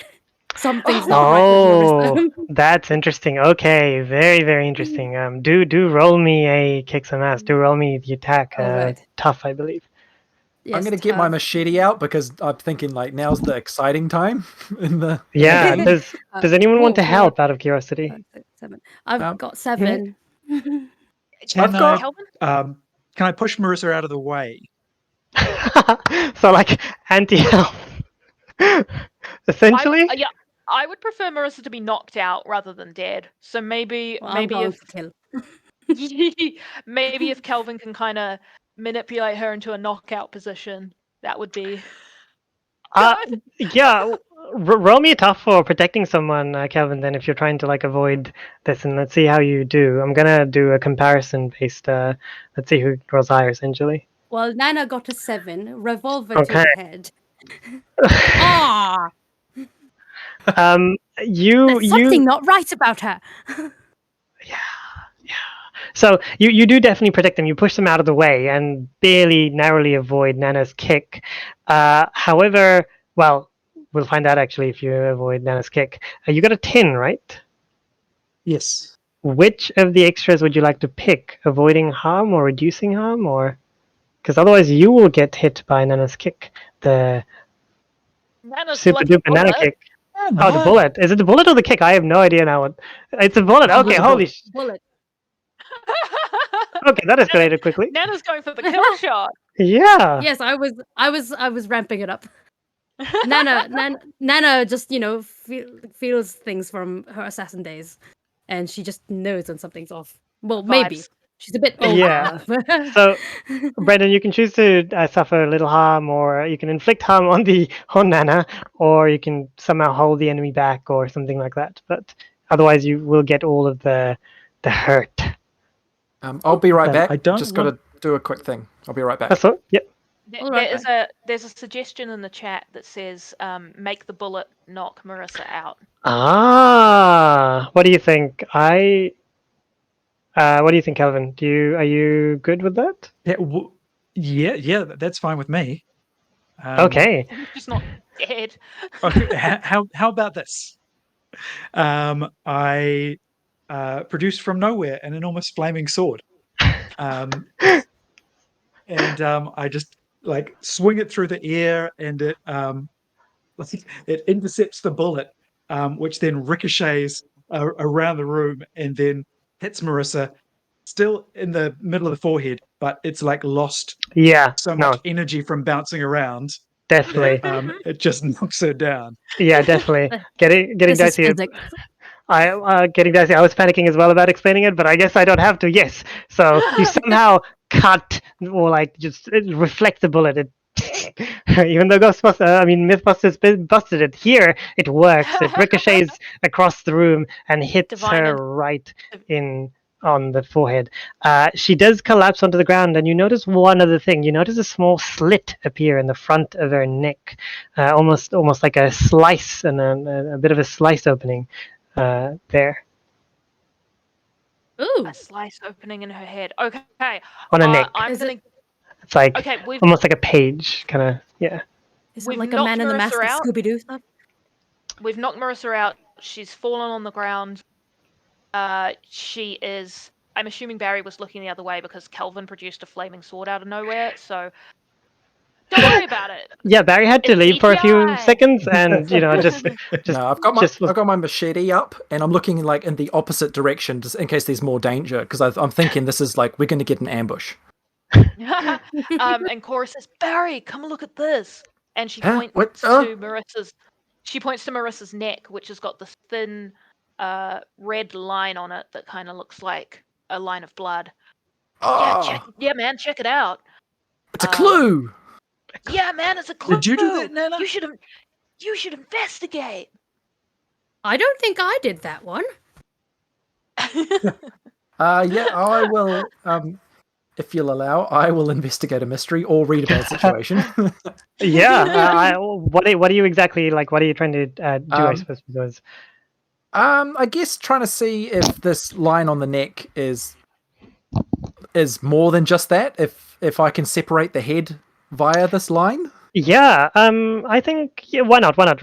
Investigation. Well, yeah. Investigate Yeah. the mystery. It's giving me big Bruce in the trunk vibes. That is. Oh, I've got +2 sharp. That is a 10. Nice. So ask me the questions that you wish to ask as well, and I can tell you as you elaborate on. I can elaborate on what you noticed about the slit as well. Is there anything in particular you would like to ask? Yep. So, what was it going to do? So, what is this line in the throat going to do? Like, what is its purpose? I suppose. What's going to happen next?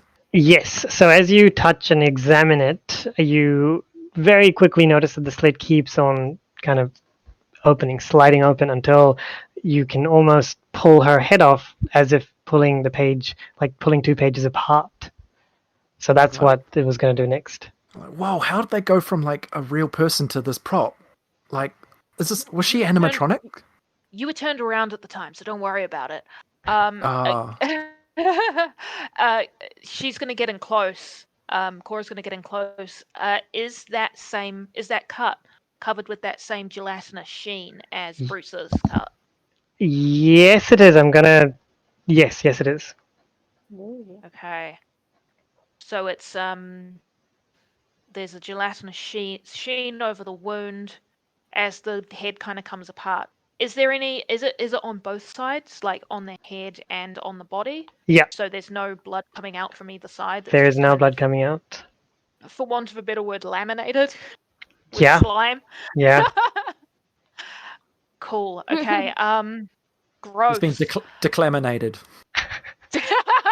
The claminated. Perfect. Love it. I love that. Okay. I want to. I've got a move called Net Friends. Mhm. I know a lot of people on the internet. Yes. Cora's 35. She's a millennial. She grew up on Tumblr. Like she knows. She's got a Reddit account. She You would plays like Doom to. online. Yeah. She knows what's good. I want to talk to some like dark web people and see if I can find out if there is. She pulls out her phone and starts like frantically texting. If there's any kind of conspiracy theory stuff about this particular wound with the gelatinous sheen that seems to prevent decomposition, because she's never seen Yes. anything like that before. Absolutely. However, I will say that let me put it in this way. While you were entering the town and you were passing through the streets and so forth, you kept on as you said, as a millennial, kept on checking your phone and texting people. So you definitely did have signal. You don't have signal now at this moment in this area. Okay. I guess I'll do that later then. I'll keep my phone as we move around the town, and when we get signal, I will do that then. And Yeah. I'll roll then, or do you want me to roll now and I'll like hold it? It's totally up to you. You may change your. It is totally up to you. I'm just down on the ground, opening Marissa's wound, open Just and like, close like a Pez dispenser. And just like, hey, Calvin, look, like Calvin, like, look. I think That's hilarious. Nana steps in and she says, "Well done, love. All right, let's put it aside now. Here's a treat. It's a treat, love. All right, well done. You did this one really well. Strawberry lolly. Yeah, man. Uh, Really good finding out. Like, and yeah. it looks the same as the Barry, sorry, man, your name's Barry. It looks the same as Mr. the Bath. Bruce body, doesn't it? This isn't going to happen to you, I promise. Well, So no, of whatever course not. did this to Bruce, it did it to Marissa. Hey, Mm. I think we should accept Mr. Policeman. How do you talk to police? I don't know. I spend as much time I not got talking to his. police as possible. Well, Yeah, I think got we his should like mobile number.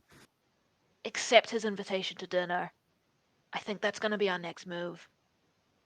That sounds like a lovely idea, Liz. You are always having the best ideas, Cora. That's what I love about you. All right. And I think Nana starts heading out of the freezer and out of the pantry food area while still grabbing a couple more pies, because when's the next time she's going to be in Townsville? Who knows? So she, Yeah. has it for her own house and then tries to find some signal on her mobile, her old Samsung. Yeah, as you're walking around in the streets, like it has nighttime is falling now. It is quite late in the evening. However, you do see, some of the buildings having neon signs light up as well with the night. So one of them being the inn that you're supposed to be in as well, and a few others from like the clock tower and other sorts of things. Did you say you were going to text Hans? Yes, I'm going to text Hans and say, oh, hi, lovely Hans, darling, dinner tonight. Send address. Smiley face, but like the smiley face where it's like a colon and then there's like a no still, so like a dash and then a parenthesis close bracket. Old school, retro Old cool. school. Yes. Yeah. love While Nana Barbs. of course. While waiting for the message to respond, what are you all planning to do? Like, what do you wish to do? The streets are empty, night is falling, and there doesn't seem to be anyone around in the immediate vicinity. Okay, I would like to do the net friends now Okay. if we're getting signal again. Yep. So I will roll. Sorry, I'm playing a very accurate millennial where I cricked my back this morning. So, you're getting the millennial experience of having a bad back and sitting at a computer desk. Yeah. So I'm rolling plus charm. Mhm. I got a 6 plus a 3, which is 9, plus 1, which is 10. 10. Brilliant, Ooh. brilliant. Is there anything in particular that you want me to kind of deal So it with, says or? I can contact a net friend to help me. On a 10 plus, they're available and helpful. They can fix something, break a code, hack a computer, or get you some special information. So I would like Yes. special information on like the wound and specifically the gelatinous sheen. If there's been any like chat on the conspiracy forums about creatures that do this kind of thing. Yeah, I'm yeah. looking for like I'm also looking for like is it aliens? Like Could be, is it like aliens or not aliens? Yeah. Like aliens or not aliens is my real question here because there's a whole different thing for aliens, man. You don't even So yeah, no, absolutely. You post it on your forums, and as is wont with forums, you immediately get a lot of responses just flooding through that you're having to sift and just to remove the ones that are completely absurd, like it's you all along or things like that. Eventually, the most appropriate one that you come across, given by somebody you trust, is as an individual who knows what he's talking about, or what they're talking about. You don't really know who they are, in person at least. Is that there have been historical records of some kind of substance found in old bodies, like mummified bodies, in ancient Peru and the surrounding areas. There hasn't really been much research done into the area, and there hasn't been a connection of that substance to any actual civilizations that existed at that time period, given that it's only been found like once or maybe pushing it for twice.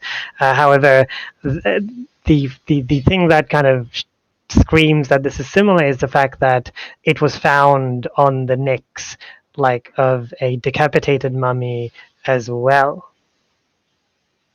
Okay. And this hasn't been found like anywhere else in the world. It's specifically kind of Peru, that kind of Peru, Mayan, Aztec, Yeah, uh, what's kind of pre-Columbian Peru, and that's the only place it hasn't been seen in New Zealand before. the odd thing you notice that it's in that area, but to the furthest you can get to the Pacific Ocean. So it's really not where you would consider Mayans or the Aztec or Incas to have existed, but given the tattoos and the other things found with the mummy, it's pretty similar to those civilizations, so people just assume that the Aztecs just lived there or somehow buried people there, if that's what you're asking. Running away. Or possibly trading. It's at this point that you hear a sound, a small scuttling sound coming from the diner, and you look.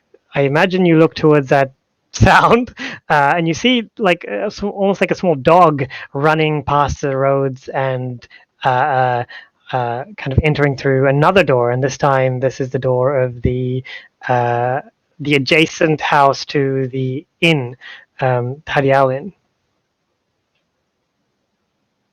Dog? Brendon, Or I think we'll dog-like? dog-like. Brendon, can you say something? Because I didn't hear a word you said. If I don't know if that's. Oh. No, we can't hear you. Lost him. Calvin. Oh no. Calvin's gone. Calvin's Ah. He's off with the angels for a moment. He's taken a vow of silence to strengthen He's his taken powers. a vow of silence. Yeah, we'll keep it rolling, man. Calvin suddenly loses his voice. The stress is getting to him. It's all right, Kelvin, Okay. darling. I'll get you some chamomile tea or some honey, lemon honey and ginger. That would be better for you. Oh yes, we'll get you sorted out, man. We'll get you sorted out in no time. Did that was the rest weird. of you see that dog thing? It was just a dog, right? Yeah. I don't know if that was just a dog, man. Like the full moon, dogs. Yeah, wolves. Barbs, have you seen anything like that before? Was it kind of what was kind of the size of the dog? Big, smaller than average, kind of average size? Small, like a Chihuahua sized, I would say. Probably like a short, pudgy Chihuahua. Like it was weird. Like you definitely saw legs and like what looked like a nose coming out from one side, but yeah, short, pudgy Chihuahua. Move like a dog, man. I don't like that at all. I've definitely not seen that before. That we don't usually like dogs here in Townsville. But Oh yes, Not a big Townsville dog banned community, dogs huh? in 1928. It was a huge thing. and that's why I adopt so many cats from here because it's all cats, you know. It's true. Do you guys want to go investigate? What do you think, B-Man? Miss Bass? Yeah, let's solve a dog mystery. That's the spirit, man. Sonny boy. All right, let's go. Let's walk outside. I'm still waiting for a text from Hans anyway, so while waiting, we could give this a little look. And she gets out her revolver, like just on her side. Just in case. I don't know how revolvers work. Yes. It's a little one, right? It's custom made, just for you, Nana Barbs. It was Thank you. yeah. It's made by my ex-husband, who I will kill with it one day. I see his face. I swear to God. You have a bullet with his name on it. I have a bullet with his name on it. I love it. Especially for him. Your Nana is so cool, dude. Oh, I haven't seen her in so long, but like I was like, my Nana's coming to my stag do, but like for real. Hey, so coming to your stag do, dude. Let's get that dog. And Cora gets out like this really heavy-looking flashlight and flicks it on, and starts leading everybody towards the door. Yeah, you head towards the door of the T.H.E.M Inn, and enter through it. It's one of those old rustic-looking Victorian age kind of buildings that have been remodeled into like a bed and breakfast sort of thing. You even see like a corkboard with all the keys and the numbers of rooms in it as well. Unfortunately, even though there are like only 10 rooms, only one of them has been taken, and all the other rooms What number is it? It is number 9. I was gonna say 13, and I was like, wait, I just said 10 numbers. And other than that, fantastic. other than that, the door behind the reception is kind of moving back and forth. I bet the dog went through there, Yeah, swinging like a saloon, like a cowboy dog. bet the same. I bet the same thing, But, man. Let's go. we lost Brendon. Kelvin's I gonna think. catch us up. Don't worry about it. Nana, you're on point. On point. Is that something you millennials say? What is that? Sorry. You're up first because you've got the paintball gun. Of course, love. All right. And I would love to protect everybody here. I will walk ahead. And she's like, Yeah. like in her body, you can see that she totally knows how to like just carry herself on a job. You know, her assassin training is coming back to her. Even though her voice doesn't match it, she's like, "Oh yes, I suppose I could go." Just, like hold. Yeah, just checking your like rooms, making sure no one's around, and you're going through the Yeah. door, the moving door, like the door that was moving, or are you going? I am moving. I'm going to move through that door, like peek behind the door and see if. Yep. It looks to be a bedroom of sorts. This isn't particularly odd. Most inns have like a bedroom where the proprietress or somebody else stays, and this seems to be exactly one of those kinds of rooms. One thing that you find odd is that the old, like relatively old, I mean younger than you, Nana Barbs, but you are amazingly wizened individual with many experiences beneath your belt. This person looks to be 60, 50-ish, and they're facing away from you, but just standing at the corner of the room. Not really doing anything. They're wearing like a dress, but like an old-fashioned dress, like flowers, polka dots, a bit of beige here and there, and like these thin-heeled shoes as well. Nana Barbs kind of puts down her revolver for a second, but she still has it ready, and she, she can. I think she just makes a statement and say, "Hello, good evening." You do not get a response, Nana Barbs. Hello, good evening. Have you seen my dog? I've lost it. It's run away from me. And nothing says anything back. I look back out into where everyone else is, and I kind of just give them like eyes, like someone's in there. Definitely to Cora, and just be like, Right. maybe under my breath, it's just like, it's another Marissa. And as much as Nana Barbs wants to shoot it, she won't. We'll hold back. Yeah, I'm not paying attention at all. Barry is fixated on the keyboard and the fact that the only one missing is number 9, and I'm standing like in front of it thinking like this. If this was like a panic room situation, like 9, what is 9? And I'm like really fixating on why is number 9 missing? Like what part in the mystery is this? I love it. Yeah. I'm gonna enter the room where the sorry, God. I'm gonna enter the room where Barber's with the person standing in the corner, and I'm gonna go right up to the person with my flashlight ready to hit them if need be, and I am going to push on the back of their head, like right here. Yeah. Just kind of nice and sharp. You slowly make your way in, like all that's inside is a bed, the bookshelf, and a desk. So it's not particularly like hard to kind of position yourself in a good position to escape at the very least. And you push at the back of her head, and her head moves, like her whole body moves slightly forward and comes back to its standing position for a moment. And then she starts turning around, very slowly, I should say. And once she's facing you completely, you notice that she has no face. Absolutely empty. Skin upon face, skinliness. Number 9. There's something about 9. 3 times 3 Nana, is 9. You can Nana Barbs hear, instantly. Just I'm going to shoot. Bah, bah, bah. Just one actually. Yeah. Just as soon as she sees that. Nah. Cora ducks immediately as soon as she sees that weird face, because she knows that Barbara's she's gonna get in there. They know each other very well. Yeah, We know. please. I know you and you know me. We trust each other. Please And do so I- roll. Just roll your I hope tough. This wouldn't count necessarily as a kick-ass, but like you were just No, attacking. Yeah. Yeah, all right. 7. Yeah. Yeah, no, okay, that's totally fine. So you shoot the head. It is a success. Don't worry. Like right here. Oh, was that our dearest? No, okay. I was wondering if it was Roy Brendon. Anyways, you shoot the head and the bullet just passes through the skull and whatever's in there without like way quicker than you in your experience at least, almost like it's gelatinous in and of itself.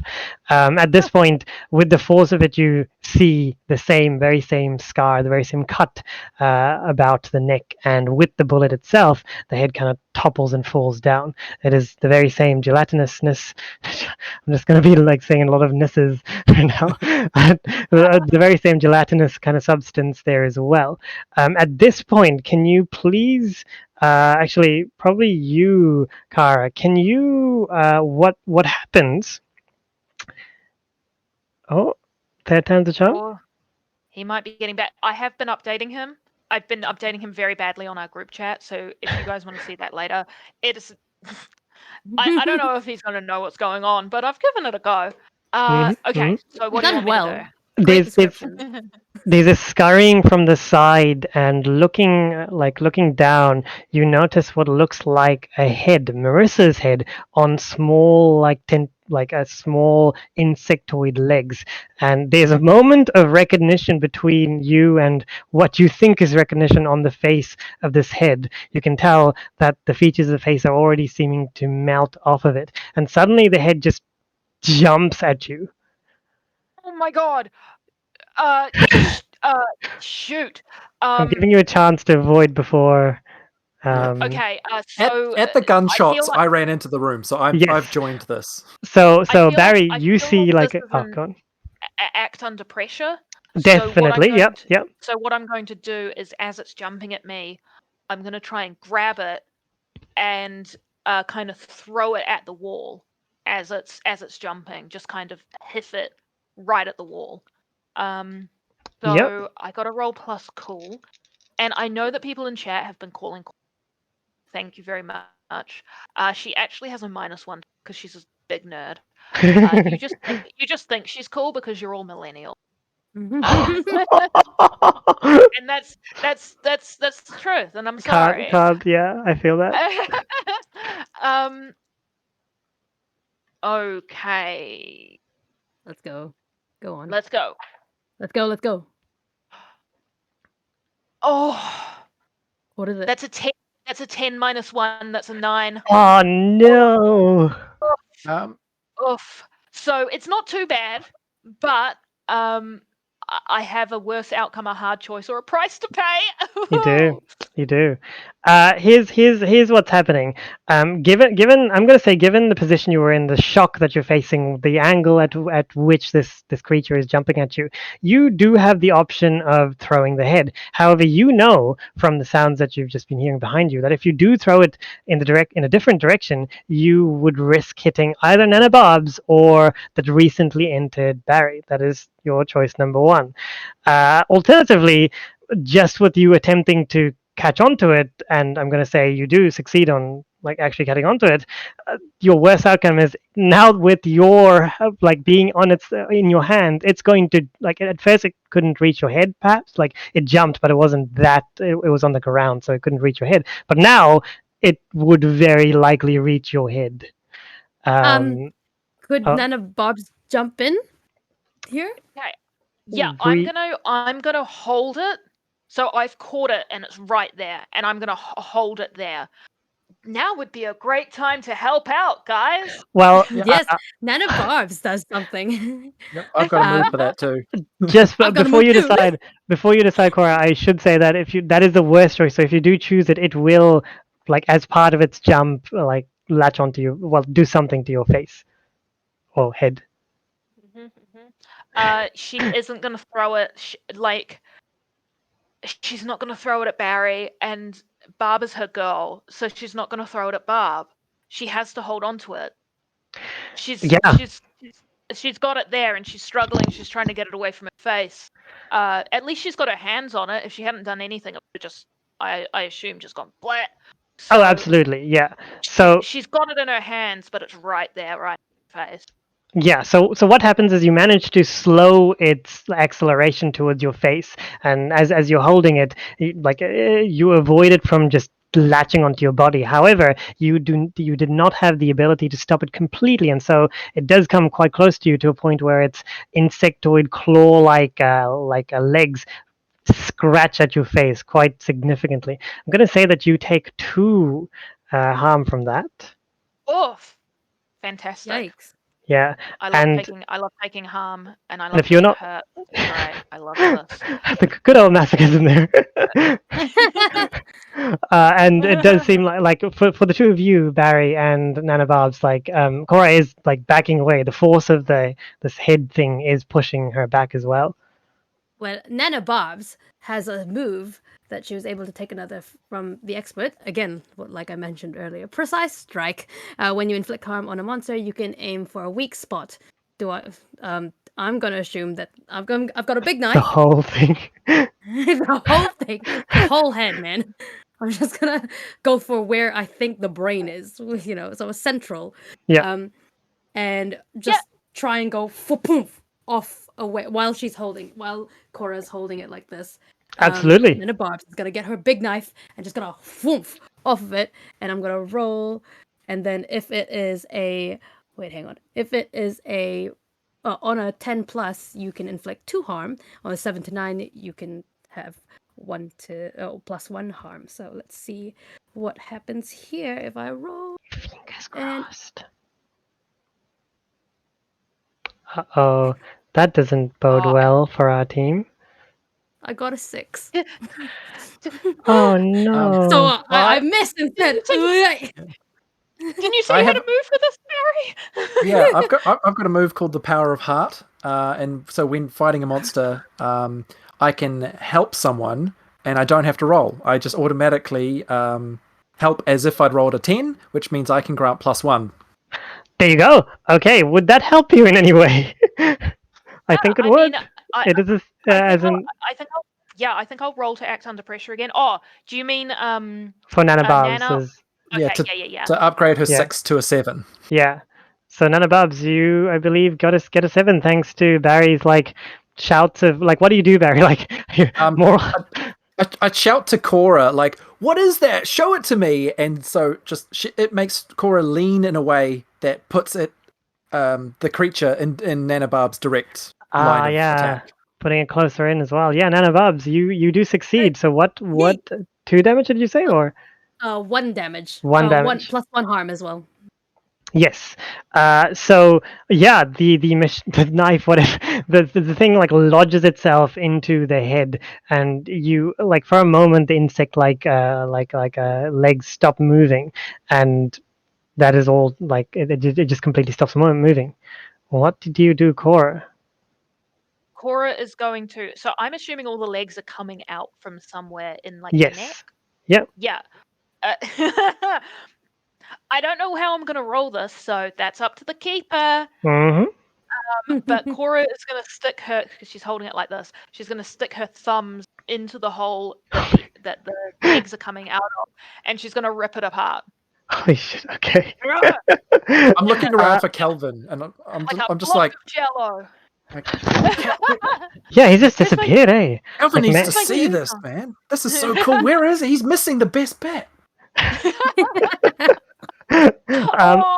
Poor Brendon. I know. I hope everything goes okay. Yeah. Wonder what's going on. Anyways, could you roll me a tough, and I'll tell you like with the 7 success. Yeah. I can roll you a tough. What's my tough? My tough is +1.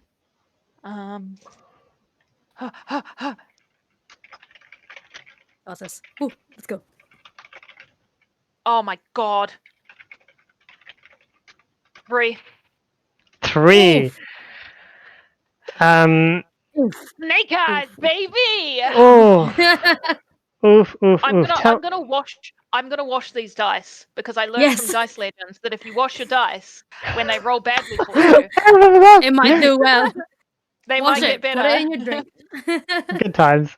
I'll throw you a bone in that you do succeed in pulling out Or like you do succeed in putting your thumbs in and like actually penetrating the sheen and getting it very bloody and bleeding. But as you do, the legs that stop moving suddenly start moving again because they're near your face.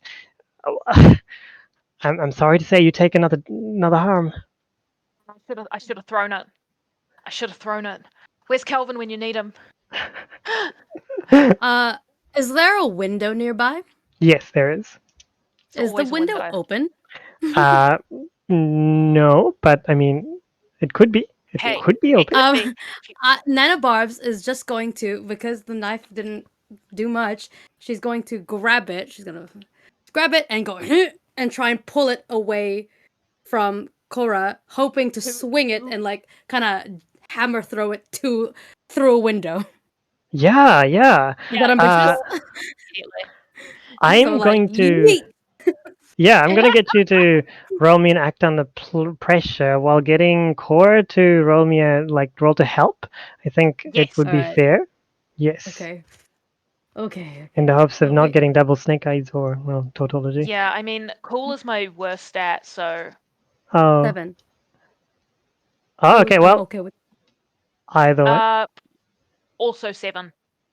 So my Is that- help grants you +1, but also exposes myself to trouble or danger. Okay, no, this still works. This still works. So I will give you the choice of a worse outcome or a hard choice again. Yes, you can grab this out of Cora's hands and throw it out the window. However, you no, that doesn't work. Let by all means. She loses her knife. Yes, that's brilliant. Good Yes, one. you can do it. You lose your knife, or alternatively, Okay. if you leave it at this point, it's going to basically latch onto Cora's face. So Well, I worse. can't. Nana Bobs can't let that happen at all. You know, she is her home girl, so she picks it up and goes yeet. She doesn't say yeet. That's too Gen Z. But she says, "Off you go." What? At the power of Grayskull. I throw you. Oh, my gosh. He like bombs away and like kind of goes around and hopefully it goes out the window, like the hard part of the knife that's still stuck in it, hits the window and crashes it out onto the street. Yeah. You throw it with such force, a shattered window, and a second later, the head is nowhere to be seen. You'd like to think that it's splotched into like a splotch, like how you saw the head before shatter into 1,000 pieces, but this time it's more of like a pumpkin being smashed, and you're left alone in the room with the still standing old lady body, as well as the head on the ground with a bullet hole through its head. Oh yes. Chad is having like a Where's Carmen Sandiego moment except it's Where's Kelvin. Nana, that was sick. That you just like, grabbed it and just threw it like a I don't know, like a rugby ball or something. Like, where'd you learn stuff like that? It's good to do some action. You know, your grandma used to do a whole lot of things before you were born. Watch and learn, sonny boy. Watch and learn. And she looks at Cora and she says, "Oh, darling, are you all right?" Instantly, just looking at her face, and she's, "Oh, I think I might have a plaster in here." Looking into her eyes. Thank you. Cora's like all scratched up. Her face looks awful, and but she does take the time to look at Barry and go, "Paint." And then she looks back at Nana and she's like, "It's not paint." Oh, this is awful. And she just puts plasters everywhere, The tries pain her is real. best. I don't like whatever that thing was, like that. I don't know, that looked like it got you pretty bad. Like if you get hurt on this thing, like we could sue them, right? Like I've got a friend who, well, not a friend, like there's this guy I went to college with and he's on Facebook, Right. but like he's a lawyer and like if he's blocking my messages at the moment, but like he'll be cool. And like we can sue the company if you get hurt. Hey man, don't worry. Yeah, no, don't worry about it. Like I'm here to facilitate your journey, your LARP journey. So it's all part of the job, man. You guys can hear me? She's trying Yes. to. Yeah, man, we can hear you. We can. Brendon? Yeah. We found Kelvin. Kevin, is that you? with your fight? Kelvin! Kevin appears full sword in hand. Yeah, you see Cora sitting on the ground, covered in blood and also plasters, and Thanks to Barbara's me. sitting next to her, dabbing at her face with a handkerchief, and there's a headless body standing in the corner of the room, and there's like a gross gloopy head on the floor, and Barry is also there. And that's what you missed on Dragon Ball Z. Oh, looks like I missed Kelvin! all the fun. Yeah, I'm gonna get suspicious and think, wait, moving around like tricky headless things while Calvin's not in the room. I've never seen Calvin and the moving headless things at the same time. Kevin, it's actually a collection of heads in a trench coat. But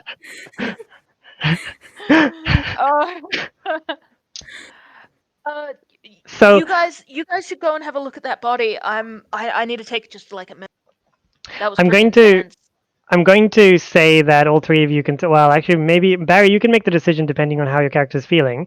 But I'm I'm going to say that at the very least, Nana Barbs and Cora, you two get a forward for the next role if it's to do with anything to do with like dexterity based or toughness based kind of role.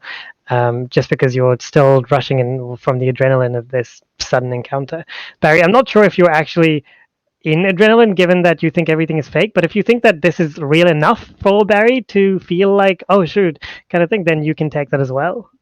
Well, Barry, he's definitely really jazzed. Like, this is super exciting. This is the most exciting thing that's ever happened in his life. Yes. But he doesn't feel like there's real danger. I think it's fine then, as long as you're jazzed. The adrenaline still works. It is a flight or fight response. So yeah, I think yeah. But what do you all do? So alone in the room. I would actually like to use one of my connect the dots moves now. Mhm. So I would like to ask you a question, please, Keeper. Of course.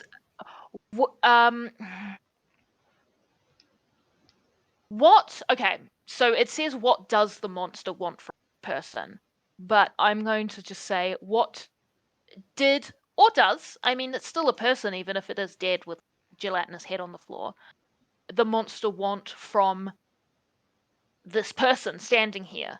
What was the point of making them gooey and dead? What did they want? What did they want to do? So the pattern that you're seeing is that it is somehow connected to the heads, and from the looks of it, their face is gone as well. So you have this itching suspicion that perhaps whatever's going on is linked to their faces or their heads, or even both, for all you know. And that is what, Right. and the fact that it's walking means, or moving at the very least means, yeah.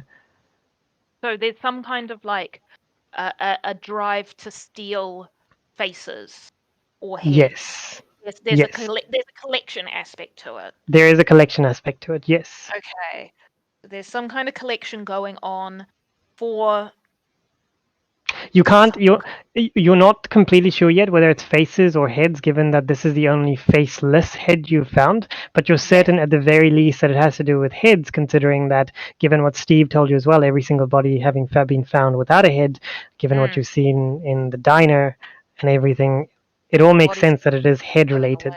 The heads are leaving. Fantastic. The heads are in. Okay, cool. Yeah, I've got 2 more questions, so I'll keep those. But yeah, I'm happy with that. Thank you. Hey everybody, I don't know if this is connected, but there's something up with room number 9 in this place. Hey, man, that's a good idea, dude. We should definitely go and check that out. Yes, how about we look into it while I'm still waiting for a reply from Hans. She checks her Samsung to see if she's received anything. In fact, you have. As you're walking towards room number 9, you do notice that there is a response. It just gives the address, 3-824 Road Street. Townsville. You make it. Where do you live? You Road make, Street. Where? Townsville? You- Yeah. You make that joke. I genuinely used to live on a place called Street. What? It's like Oh my it's god. RHODE, but it was said Road Street, and Oh people my did not gosh. believe me. Where do you I live? want Road I Street. want Sure you It's there. did. real. I used to I live want here. there. Sure you did. Sure you did, Liz. Yes, so you arrive in front of the door. Do you open it, or do you completely decide suddenly that you don't want to open it? I've Oh, got a and move called "Don't Worry, I'll check it out." Oh yeah, oh yeah. Just whenever I go off by myself to check out somewhere or something scary, I mark experience. So like I'm Oh, emboldened by like we're on like this adventure is taking shape.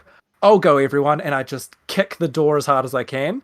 Whether it yeah, opens or not is up to you, but I kick a door because I've seen it in action movies. yeah.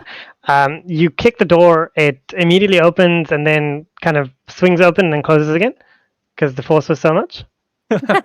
Like, oh shit. Maybe I'll just try the handle.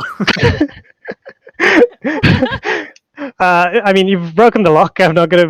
I didn't make you roll, but I mean, you put it. It's pretty old door, so you push it open, and you find yourselves like once you enter, you find yourselves in a recently used room. You can tell that it's recently used because the sheets are undone. There's a briefcase nearby. There's random papers and bits and like things strewn around. I'm gonna get you all to roll me a sharp to see what you discover here, or anyone that is actually looking around or investigating, I should say. Oh, I am for Yeah. sure, and that's a 9. Brilliant. For me. what was it? Sharp. Yes. And sharp. 3. Wait, 3 as in you got Ooh, 3 hold, or 3 as in that's what that you rolled? Liz. 12. Oh, Oh nice. no, I rolled a 13. Oh, okay, I cool. was counting how many sharps I had. Gotcha. Well, I'll describe Wow. what you will see, considering you all passed, I believe, and then you can pose any questions that you wish to me. I know, it is like genuinely the most OP mundane ever. Oh, it's amazing. So on the first of all, there's a bed, there is a drawer, like a cupboard, and there is a desk. On the desk, you see a picture, a framed picture of a relatively old, like a 40s in their 40s old woman with her hand around a young boy. You see a invoice nearby within the drawer at the very least that is of medical bills, like very large, like high medical bills of life support that's been going on for several years now.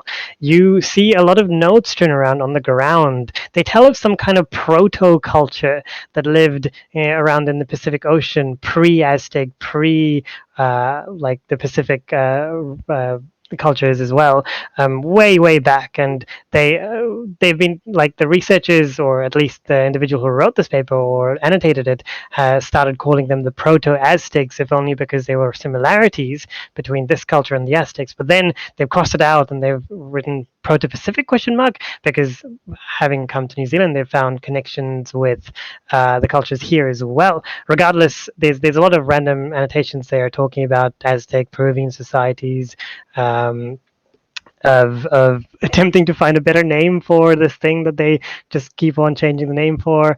There's notes on different gods from different cultures: the god of the dead, the god of life, like what kind of rituals are related to it, and things like that.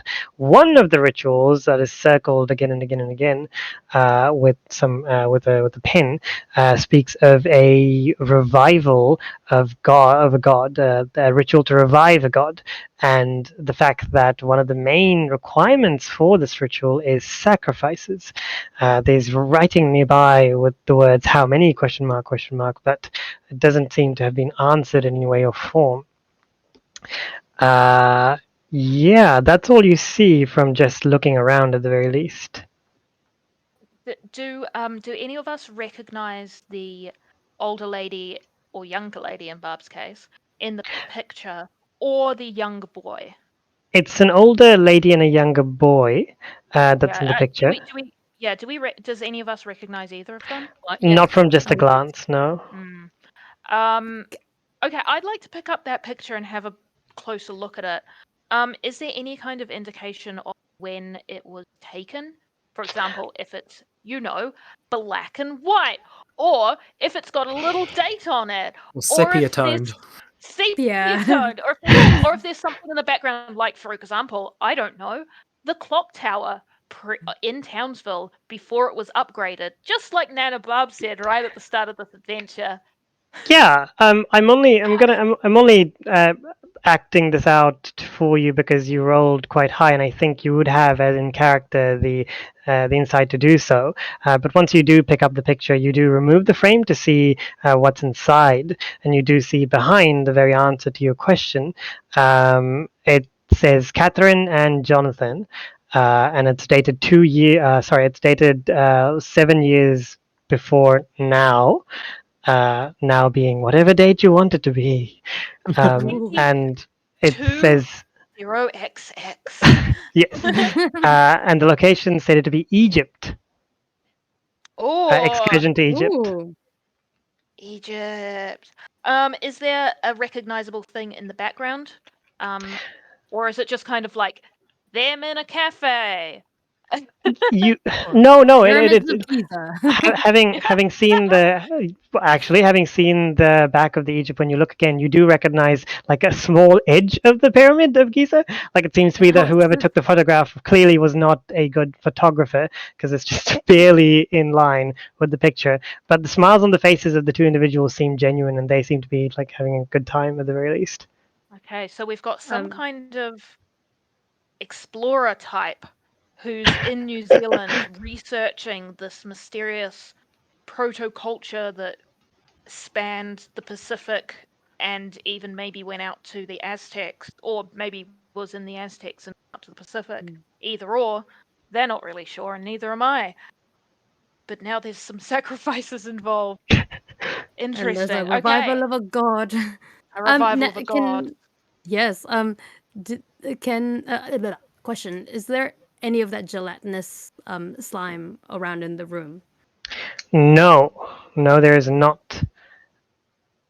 But I can tell you. Well, we'll see what you ask specifically. Ah, okay. Can I look at the picture and see if I recognize those faces? Yes. Like study them a little bit more. Yeah. You look at the faces, and as far one of them definitely seems somewhat reminiscent. Are you going to use one of your holds for this?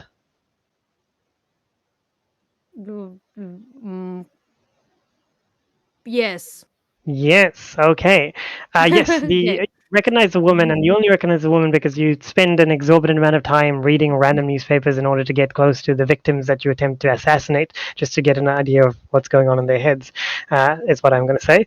And one of the newspapers you were reading, you recall somehow with your near eidetic memory at this point, that is of an archaeologist, a very famous archaeologist.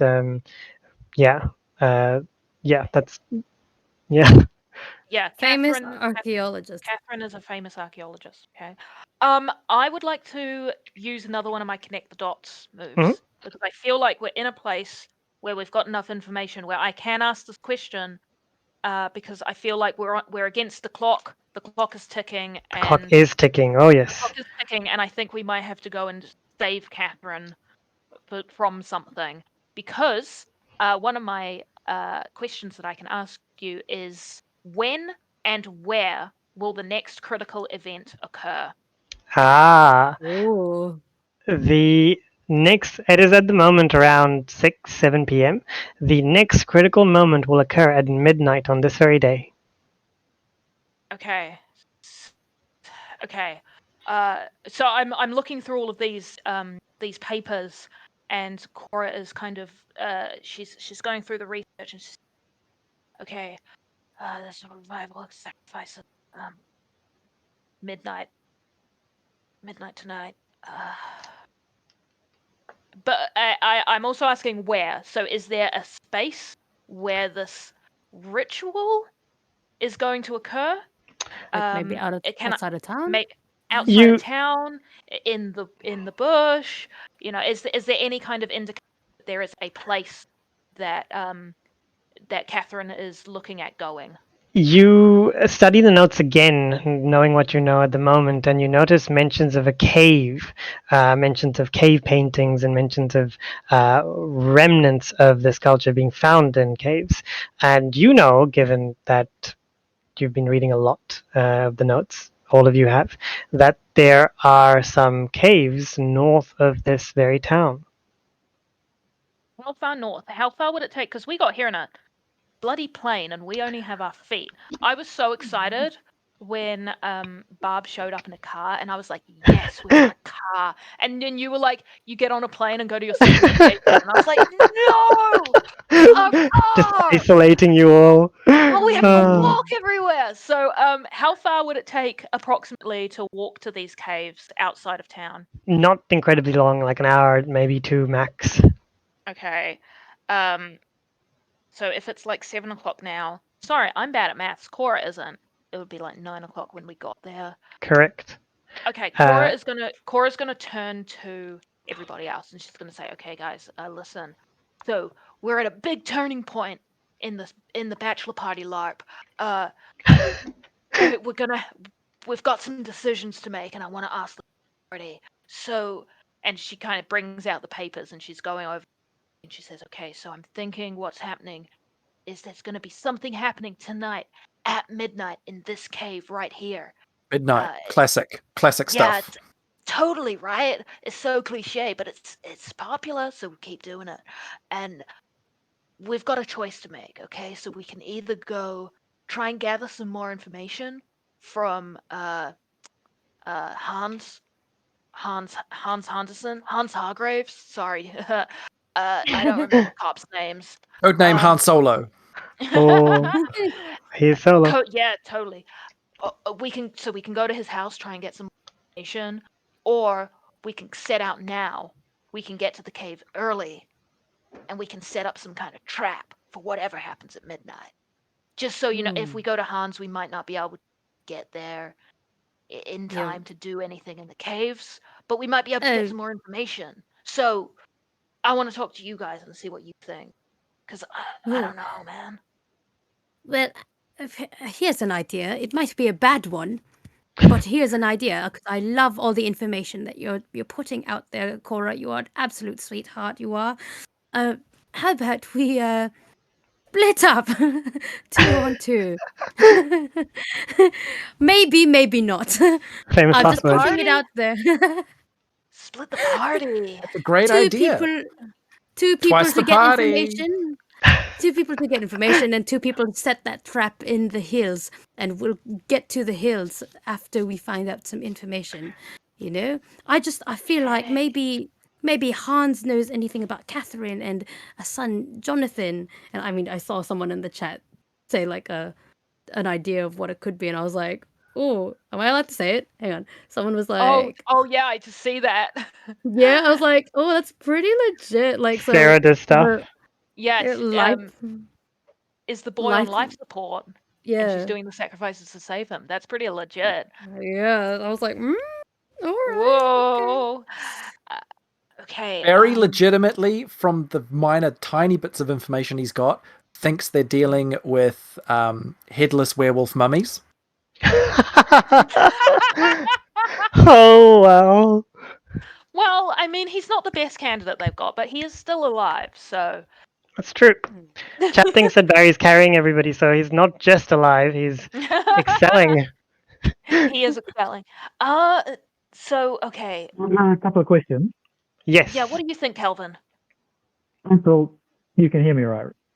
Here is a strong word, Yeah, but yes. muffled. Muffled, but you're there, Yeah, really? so we'll be quiet, and you say your thing, and we'll Okay, I had to turn my microphone off because I don't know, it started working when I turned it off. but The note that we found on Lisa, who was shattered in the fridge, yes. does the handwriting match with anything that we've seen? Yes, it matches the annotations on the papers. Oh my god! Catherine was telling Lisa to get out of town! Yeah, good catch, Kelvin! It's all coming together, man! It's all connected! And is there, have we checked the other rooms? Is there, for example, someone on life support upstairs? You haven't actually checked anywhere apart from the room. You haven't even checked reception or I mean, the other rooms, the keys are there. This is the only room that seemed to jump out. But yeah, this is the only thing that you've checked so far, and the room behind reception. Yes. Well, we Okay, haven't I'd gone like to through, have a like, quick reception notes. look around. Hmm. I will say that on the subject of splitting the party, if we did, I could catch up. Me and someone else could catch up. Yes, you should go to the dinner with. Me, right? With Nana Barbs. Okay. Yeah, because you were the one who asked for the dinner. Yes. And then Cora and Barry can go to the Cora and Barry can take the long trek to the caves, and that would also stop Barry from finding out that Calvin is like a divine being that can teleport. Delightful. I like that idea a lot. Yeah, let's do that. Okay, can you hear me now? Oh my gosh, yes. Ooh. Okay, Really good. Brilliant. all right. Back in the game. 1 hour later. Yes. So, what would you like to do? You've got you can look around further. You can go to Hans's place. You can go directly to the caves or the location of the caves. But time is ticking down. What would you wish to do? Time is ticking down in a lot of ways. You know, I mean, Should we just go? Should we just go to the cave? yeah, I know I suggested it, but maybe I can catch up with him another time. And actually, I think we've got as much information here from these pictures and this handwriting. So well done, Calvin. Well done, everyone. You're doing such a great job here. How about strawberry lollies for everyone? And let's go off to the caves. All right? Here you go, Barry. And Calvin gets one. Oh. And Cora, here you go. How's your face, darling? Is it all right? It's feeling a lot better, Barb. Thank you. All right. I'll find the I have bastard not that did healed at this. all. Does anyone have Does anyone have any type of healing? Because I looked at the healer feat and I was like, nah, I don't need that. But I have three. I do have 3 harm at the moment, so I'm 1 away from being unstable. But I'm not weird or magical at all. I don't have any. I've got plasters. Maybe I've got a first aid kit. I could give it a go. You can give it a go. Yeah, I'm just gonna. I have an ability I haven't used, so I'm gonna lay on hands. I'm going to leave the room to go Yeah. looking for that dog. Oh man, I wonder where. I wonder if it was the head.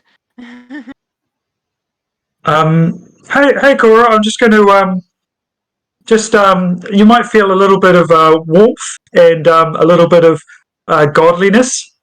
Okay. Um, Whatever. Do what you need to do, man. It's really hurting here. I think they got me pretty deep. I don't know. I think I've got one of these cuts is like going straight through my cheek. So literally anything I can do right now would be really helpful. I'm really glad Barry's out of the room, man. It really hurts so bad. Really, do it, man. Do it. And she's just kind of like holding her face out, like, do something. Yeah, roll me. Okay. Or, yeah. Hey, dog. I rolled a 7. Okay. Which means that I heal 2 harm, but then I take You it onto to myself. yourself. Yes. Yep. Would you like to do that? It's Go it's for what I'm here for. Yeah. You feel as you lay on hands and as the pain kind of escapes out of your body, Cora. Kelvin, you feel the pain kind of approaching your face, and although the scars don't appear, it hurts to move your face. It hurts to breathe. It hurts to just be you. Oh, Oh, Calvin, Calvin, you that are feels such a strong boy. Calvin, that feels so much better, dude. I'm sorry about the whole equal exchange thing, man. I know it's like a Full Metal Alchemist thing got going on. It is Full Metal Alchemist kind of thing, right? Kind of. I'm not allowed to watch anime. Oh, you're 23. Yeah, What but is it gives me anime? strange feelings. Oh, okay. I'm gonna move on from this conversation, and she's gonna go and Barry. She's like, he's not allowed to watch anime. He's Chat 23. Chad brings up a good point. You can use luck if you wish. Oh, oh my gosh! Of course, we've got luck. I Yes, did, Barry's but got Barry's got a Change- shitload of luck. Change your roll to 12 or avoid all harm. Mm. So In do you- look, Calvin's case, I'm at happy least. with the decisions I've made. Okay, cool. Oh. Let us move on then. So, what is the next decision? Was it to go directly to the cave? Yes, Mhm. we're Cool. going hiking in In- the Oh, nighttime. God. In the interests of time, then, let us jump right to that point. You kind of whoop all the way, spend 2 hours walking, talking. Not that interesting, you're all trying to avoid the Barry thing. You come upon the cave, or at least it seems like the cave you wish to come upon, given the fact that you can see some blood stains outside, as well as recent activity. What do you do? Like that's obviously fake. That no. Fake. Fake. Is Barry going to charge in? Yes. Barry gonna charge it. Oh no, Barry, no. My move. What could go yeah. wrong? Just charge straight in. Like, yes, we are here at the place. Everybody, let's go. And I assume you're all following me. Just run. Yeah, Cora is gonna follow actually because she is the flashlight, so she's the only source of light, and she really doesn't want Barry to trip over while he's running into a cave in the middle of the night. So she's got the flashlight out in front of him, and she's running to her, Yeah. kind of keep him from falling over. Despite like immediately starting to run, there is a bit of a gap between Barry running in and you running, and the rest of you running in. So as the rest of you are approaching the cave, you hear a very loud. I mean, Barry hears as well, but he's further into the cave. You all hear a loud, like almost very high pitched screech from inside, and then Barry, before you, as the light finally comes, like as the light from Cora's torch finally illuminates the insides, you see two faceless head things, jump down from the ceiling at you. I'm going to give you an opportunity to act under this particularly unfortunate situation. I get a +2 to acting under pressure after I charge Brilliant. into danger. So yeah. Also remember, if you wish to use it, you have the forward as well. Yep. So I'm gonna just try and dodge out the way because as far as I know, this is fake, but still, the weight of a fake body falling on me, like I don't want that. Yep. Like shit, I'm gonna get hit by a thing. That is a plus. Oh, okay. No, I've got a -1 to cool. Whoops. So that's a total of 7, including my +2. That is all good. Can I roll to help out? Yes. Oh no, that's a plus. Cool. I don't want to help out. It might make it worse. Sorry, you're on your own. Anyone else wish to attempt to help? I will help out. That's my grandson. Okay, I will help. I've got +1 cool. I guess that's something. So I will try and push him out the way. And Oh no. Oh no. Oh no. in total, I've got a 4. Wow, that takes a different kind of skill set to get that. Like, Hey, you know what? Bright side, we did have somebody saying, we did have the creator of Monster of the Week telling our mundane that he had a secret goal for our mundane, which was get captured. Oh. We're doing it. Yeah, it's within plan. Also, that is amazing. Oh, So I'm going to say that was. I mean, I don't even really have to wait. say it. That was a Do I get a forward because from earlier? yes. Does that do anything? Or what does You a still forward do? that would increase it by 1, so you'd have a No, 5. no, never mind then. That doesn't So do it is a anything. fail. I think perhaps, and you're welcome to. Do you have an idea for how you attempt to help and fail? Because I do, and if you don't, then I Oh can no, suggest my one. you go ahead. I was just gonna try and push him out of the way. Yes, and you're trying to push him out of the way, and then you realize that it's too far away, and you think maybe I can throw one of those candy towards him, and he'll just kind of jump that way instead, helping him like launch out of the way of these heads. Unfortunately, no, your aim is too like jerks to the side, and the candy just falls short of our dearest Barry, who, well. Barry, I suppose you have a choice. Here's what happened.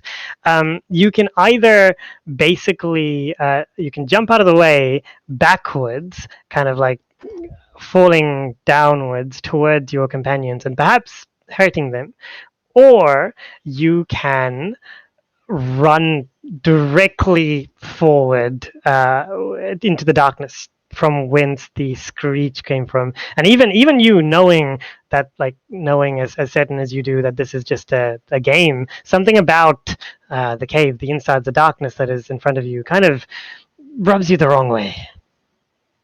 Okay. I think I would just let momentum continue carrying me forwards because I was running in. Brilliant. Yeah. So Barry runs directly in, and we'll get to Barry in a moment. But firstly, the three of you, what do you do? Barry's just kind of headlined into the darkness. You cannot see him at all anymore, and you do not hear anything from there. But the two heads are on the ground now.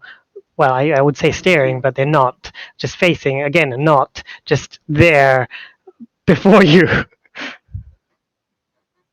I'm going to say, oh, Tiffany's going to kill me if anything happens to Barry. And then I'm going to, my wings are going to appear, and then I'm just going to disappear from sight and hopefully reappear next to Barry. Okay, yeah. Cora and Nana Barbs. Okay, so when I last rolled for Act Under Pressure, I did forget that I have a The forward. Oh no, wait, I don't. Oh no, I don't. Oh. Oh no, I do. I've got an improvement from the expert playbook. Sorry, I couldn't find it for That's all a moment. good. And it says, I've read about this sort of thing. Roll plus sharp instead of plus cool. You act under pressure. However, I feel like this is appropriate now because I now have read about this kind of thing and I've also experienced this kind of thing. So I would like to roll to act under pressure to smash one of the heads with my flashlight. Oh, okay. Which is one harm. Yep. Hand. Unless, you know what? No, I'm not going to do that.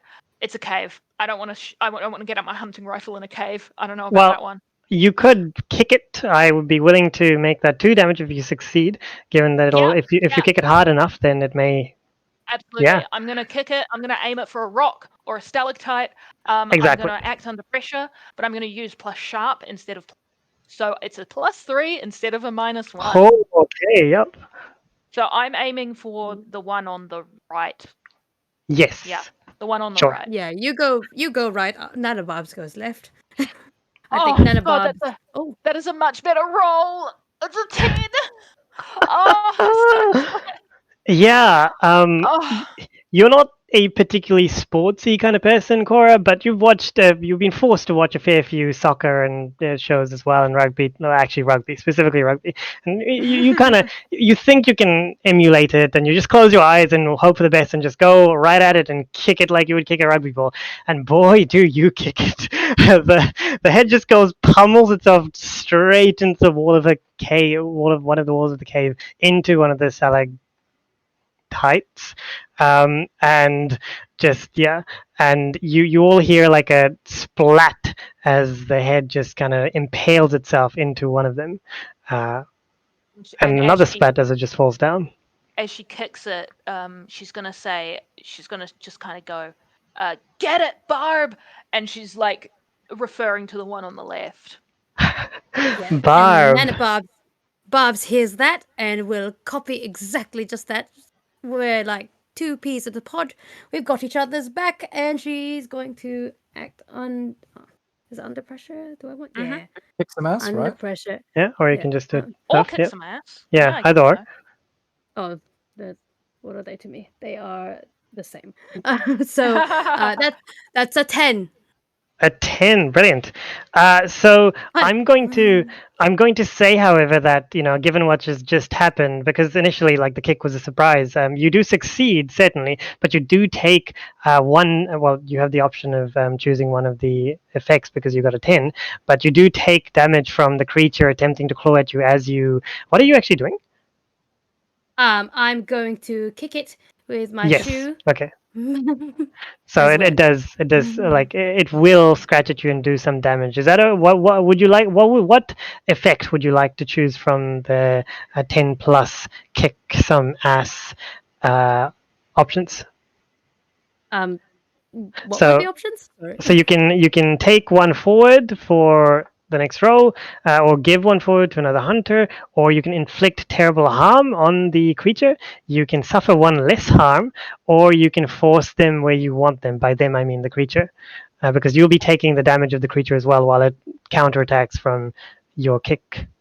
And you said that a Uh, kick would be a +2 to harm, right? Yes. Cool. Yes, that's right. I will give. Trying to figure it out. One extra harm? Is that the right So term? you're going to do 2 extra harm to the head thing, but the head thing is Yeah. going to harm you as well, and you have the choice. But like you have a few choices. You can reduce the harm it does to you. You can increase the harm you do to it. You can give an additional extra 1 to somebody else. You can take an extra 1 for yourself for later. Sorry, a lot of choices. There's a lot of choices. You know what? I'm gonna be a team player, and I'm going to give a forward to someone else. Ah, who would you Oh. like to give it to? My grandson Barry, who's just run into the darkness. Yeah, If that's possible.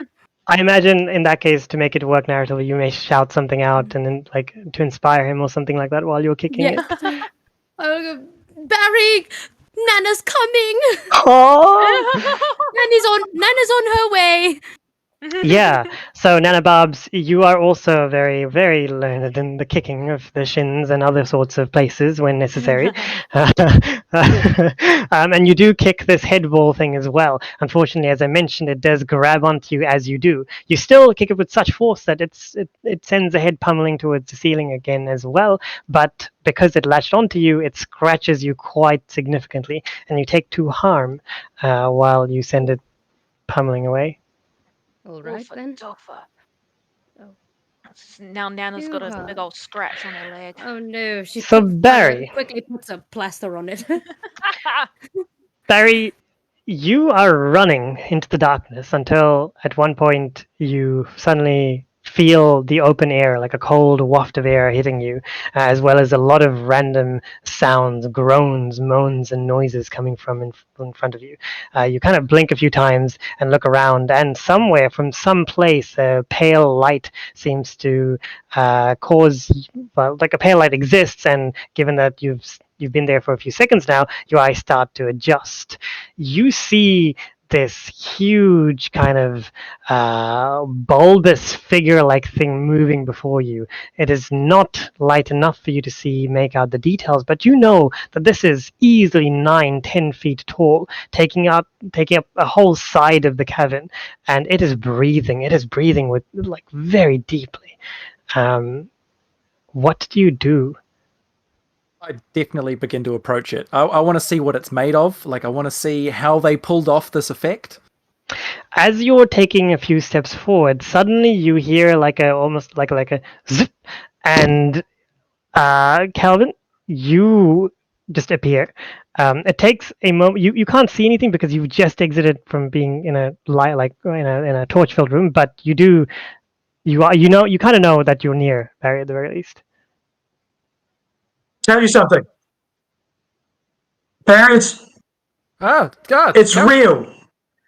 What do you mean? It's look. It's real, Barry. No, it's like a prop thing. Like this is all pretend. Like you organized this. Hang on. I was just too embarrassed to tell you that I didn't organize a stag do for you. Oh, did Nana do it? This is I'm a I'm a I'm a divine being. Oh, I'm no, Barry, no, I'm a divine Barry. being. Like, I get it. That, like, I mean, like Tiffany tells me sometimes that you get on this high horse, like you think you're so cool, but like I think you're pretty cool. Like, you're my best friend. Like, and like it's okay. Like, we're having a really cool time. Like, can I just touch this, like, whatever that thing is? No, please don't touch it. Don't touch it. It's too delicate. And I think at this point, both Cora and Nana, who are right behind as well, join the duo.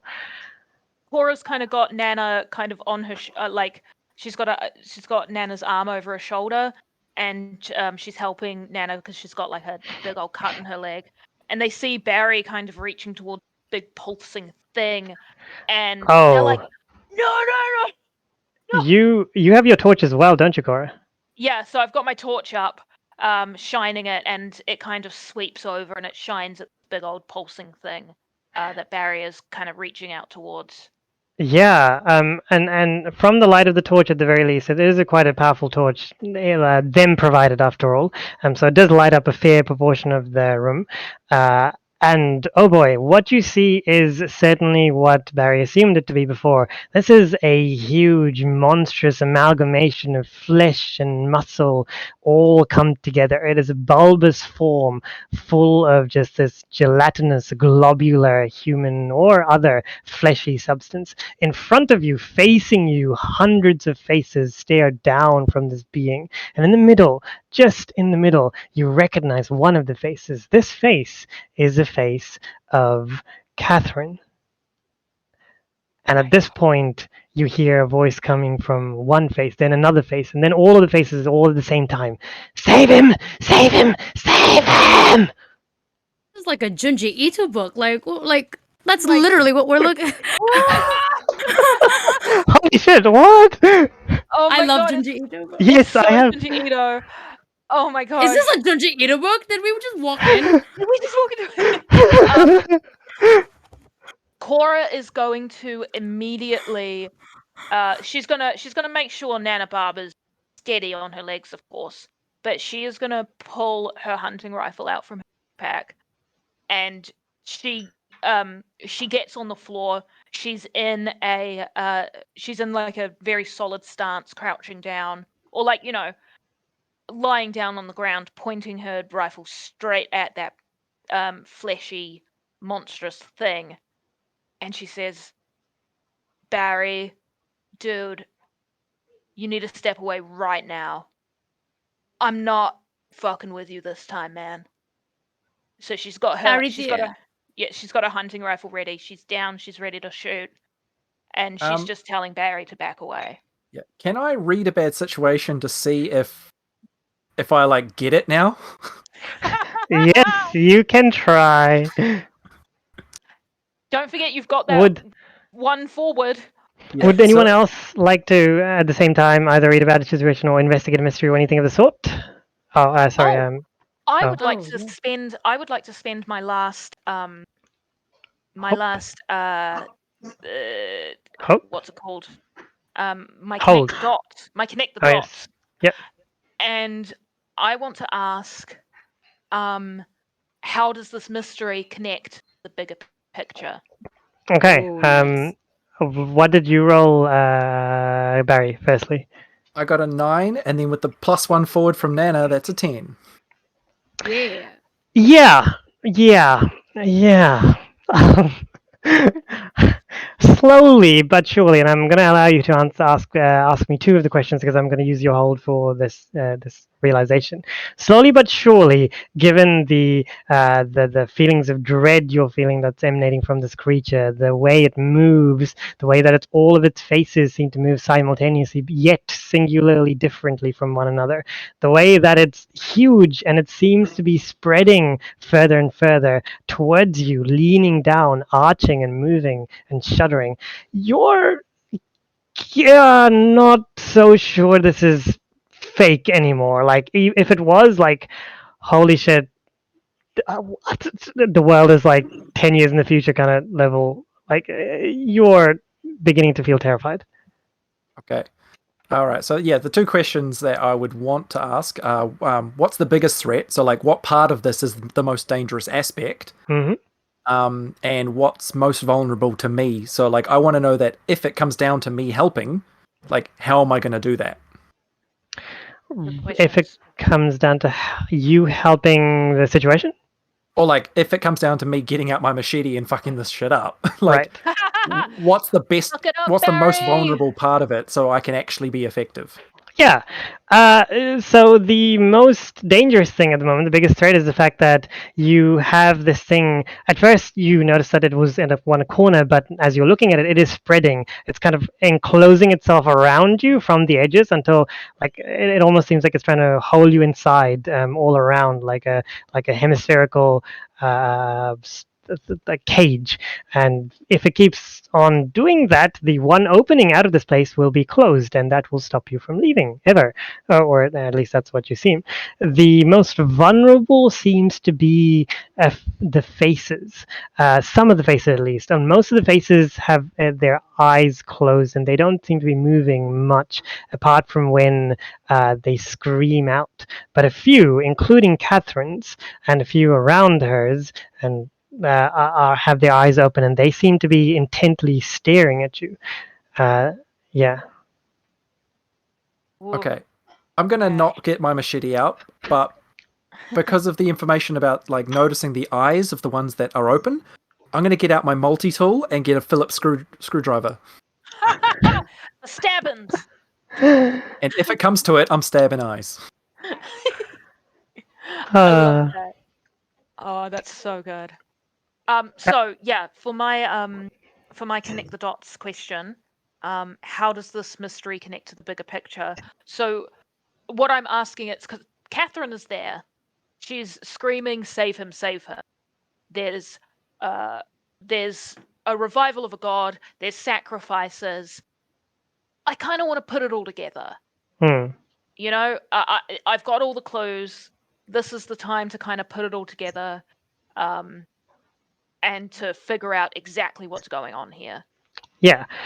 You are panicked, Cora, but you've been in a lot of situations like this before, so you had at least a moment to look around, quickly gather what's around you as you read the situation to find the best way of action. And you do see a few things on the ground as well. You see a slightly crumpled up picture of a boy, the same boy that you saw in the room before, but this is just a picture of him, an enlarged picture of him. You remember the articles that you read on the forum, mentions of this Aztec Proto-Pacific culture, and the fact that and now looking at this situation, you recall that given the context of the Catherine's interactions and research into the gods, that indeed she is doing this to save someone, and the screams leading to it. The only person you can surmise that she's attempting to scream is the boy, who you don't really know exactly who it is, but you can at the very least tell that it is somebody dear to him.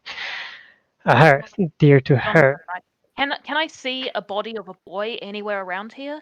You cannot know.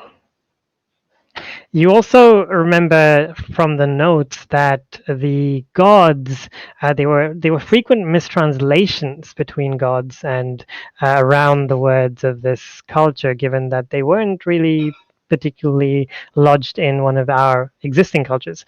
And you note theories about it that Catherine has researched, one of them being, as you surmised, that, a revival of some sort, a saving of some sort. But there were other theories, much like the world domination kind of theories, the taking over the world by death. Because you see, one of the things that was noted down you gather is that life and death are part of the same coin, just opposite faces. Wow. Yeah.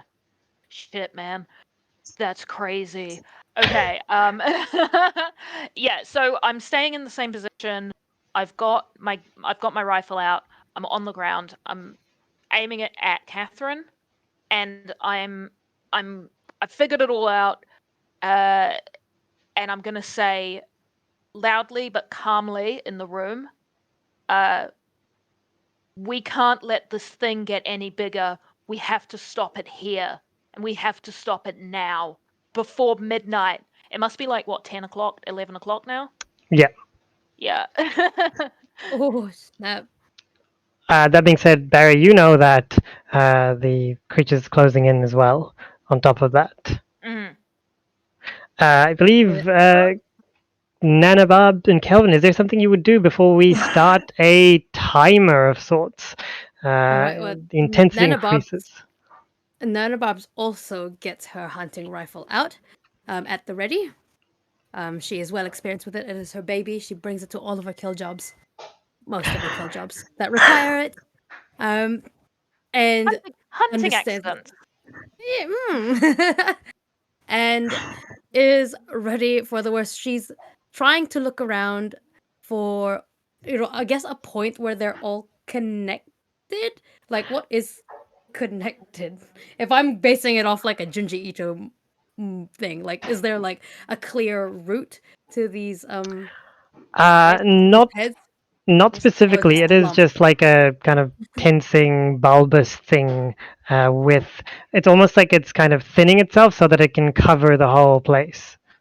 Disgusting. But it's kind of thicker where Catherine is. Yes. And then along the walls of the cave, it's kind of thin and It's like stretched. Yes. Cool. Okay. Mm. What's Kelvin doing?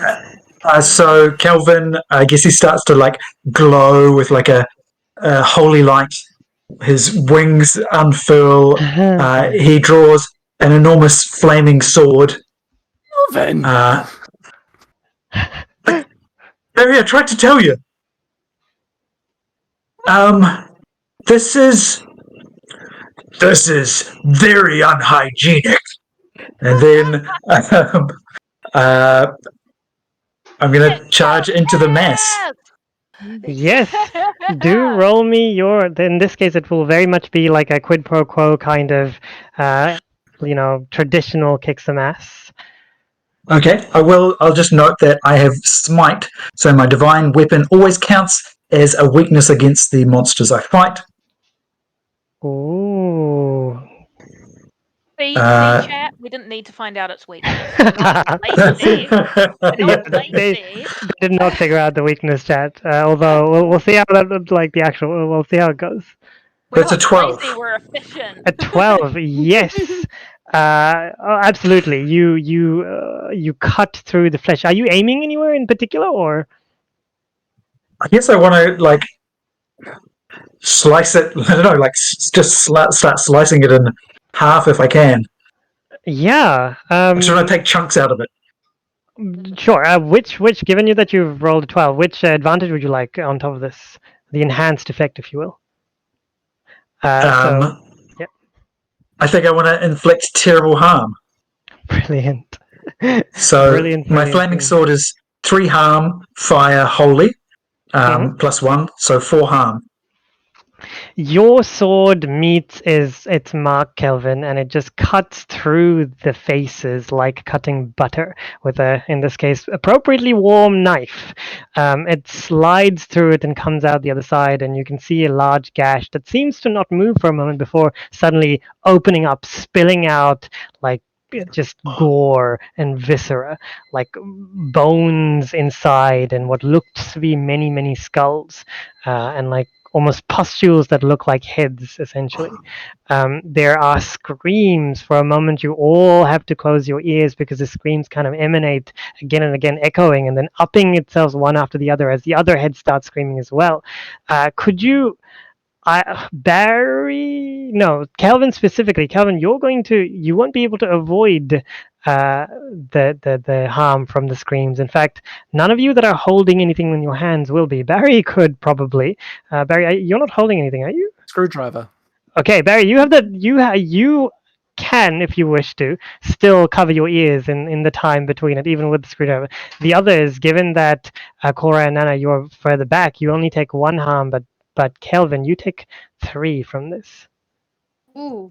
Okay, Ooh, I'm Kelvin. going to spend a luck point Yes, to avoid that harm. brilliant. The divine. Yeah, that's right. A holy light, like holy earmuffs appear over my ears.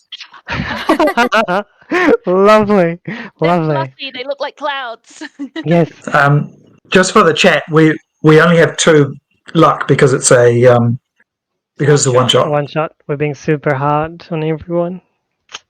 The creature is still moving, although most of the faces that seem to be have had their eyes open have been slashed open. Catherine's is to a side, kind of hanging open. She's frantically trying to eye you all, trying to look at you, but given that her face is now angled to a different way, she's having some trouble. However, the creature itself is still carrying on in its attempt to cover through the whole thing. In fact, you hear a couple of boulders crashing down from the ceiling.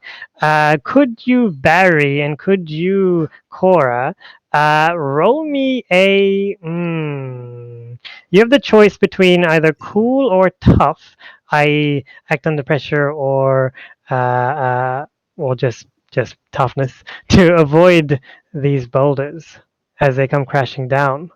Definitely No. tough because I got a Yeah, -1 to cool. I'm Brilliant. definitely gonna take tough because I also have a +1. But it should be an act under pressure. But I'm gonna take tough. You already said it. Thanks, I did GM. say it. I'll explain why is good enough. 11. That's an 8 for me. Yes. So 8 for you for tough. Did you both take tough? 11 Yep. and 8. Yep. Cool. So you do manage to avoid the boulder, but you don't manage to avoid the boulder in the most conventional of ways. You manage to sidestep it. However, the boulder is before you, with like in front of you, blocking your way out at the very least immediately. You can still move around it, but they're quite large. Kelvin, on the other hand, and Nana are further away, so they're fine. But if you wish to move freely, you kind of have to navigate yourselves around at the moment. I'm gonna hand it back. Is the boulder in the way of me and the creature? The boulder is in the way of you and the exit. Oh, okay. No worries then. I'm gonna shoot the monster. Of course. Bang bang. I want to Um, kick some ass. With using the power of heart, I want to help, and I can automatically give her a +1. Yep. And I want to help by distracting it by trying to stab eyes with my screwdriver. Yay! Power of heart. Please roll. Like kick some ass. And what were you doing, Cora? Again? You're shooting. Yeah. You do not Yeah. have. Yeah. You're both roll me kick some ass, please. Okay, so I did roll an 8, and then But- +1 9, but I'm gonna use a luck point because the power of heart was so inspiring, and I'm so touched by Barry's, like, he's getting in there, man. He's a born monster hunter. Like, I knew there was something weird about him, dude. And she's so inspired by this that she is very accurately shooting it. So that's a 12 to kick some ass. And I would like my attack to inflict double the normal harm, please. So that's a +4. Oh, and Shoot. I'm going to shoot one of the faces with the open eyes. yeah. And what about you, Barry? Well, I was just stabbing at eyes for the sole purpose of distracting it to help Cora. Yeah, no, for sure. You carry on stabbing eyes, and you hear a bang from behind as Cora's. Was it like specifically a hunting rifle, or did you say that you had it like customized? Oh no, I've got a hunting rifle. It was Nana. Standard. Yep. Yeah, Yep. Nana's got a Customized revolver for Mhm. me. You aim straight at what looks to be the heart of the faces, and you shoot, and it reaches its mark, or and in fact, when it reaches its mark, somehow it explodes that area from the force of it. Perhaps because of Calvin's cut from before, or perhaps because of some heavenly luck that you have. Either way, suddenly that area just kind of splits open and screams emanate through the room again. This time, Cora, you are the closest, as well as Barry. So, in Barry's case, he can still avoid it if he wishes to by attempting to act under pressure, but you cannot avoid it given your proximity. You will be taking 3 damage, and the creature's fleshy sides have begun to sag now. They're almost like they're almost on the ground. They're beginning to envelop into itself, essentially. What do you all do? Nana Oh, and Barbs. She's Nanobobs and Barry take. Sorry, Nanobobs and Kelvin take 1 damage from the screech as well. oh yes. But yes, Nanobobs. Oh yes. Nana Barbs is a little bit further away, and she's got her hunting rifle, and she wants to get this thing out the quickest that she can. So, are there what is it? Stalactites or stalagmites? Stalactites. Yep. From the top. Are there some at the top of the cave? Stalactites hold on tight. Stalagmites grow up with might. Yeah, I remember Right. that's the might, yeah. Ah. Yeah, okay, I never knew. And every time I learn, I forget. So yeah, she's gonna start shooting at the stalactites at the top, hoping that they fall down onto the monster beast. And I'm going to use my luck Yes, for that Oh. because I have because so we have time. because I have to, yes, that is what I will do, and that's an Roll automatic and 12. tell me how you go. Calvin, Wait, what are so you doing in the meantime? Oh, sorry, go on. Oh, does the luck mean I have to still roll, or is it automatically 12? Automatically You- 12. Yes. Okay. Cool. Well then.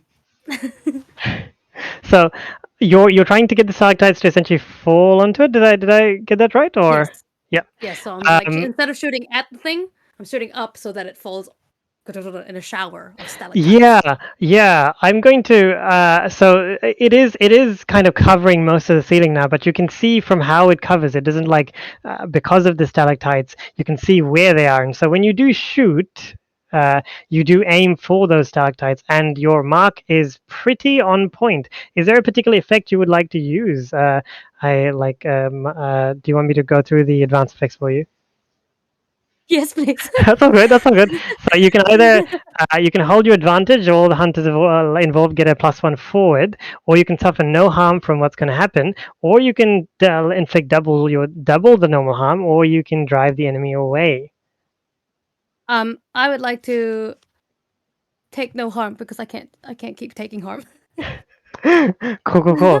So you are successful. The stalactite breaks, and suddenly you see you see the creature's flesh kind of stretch downwards. You all see this, and it does not look good for you all in that the cave seems to be collapsing in and of it in on itself from this attack. Like more and more stalactites start to crush, force themselves downwards as the thin, stretchy flesh that you've been cutting and poking and stabbing starts to tear from up above. What do you all do? Run. I'm gonna go and I'm gonna run and grab Barry because I feel like Barry is my responsibility. Oh my gosh, that's so sweet. Yeah, I'm going to get you all to act under pressure, except for you, Calvin. I'm gonna get you to roll to protect somebody, and we'll see. And I'll give you another chance to. Well, we'll see how it goes. Barry, dearest, what is up with that face? That does not bode well for us. I got a 3. Oh, I got a 4. oh, 9. 9. Brilliant. And what about got a you, 10. Cora?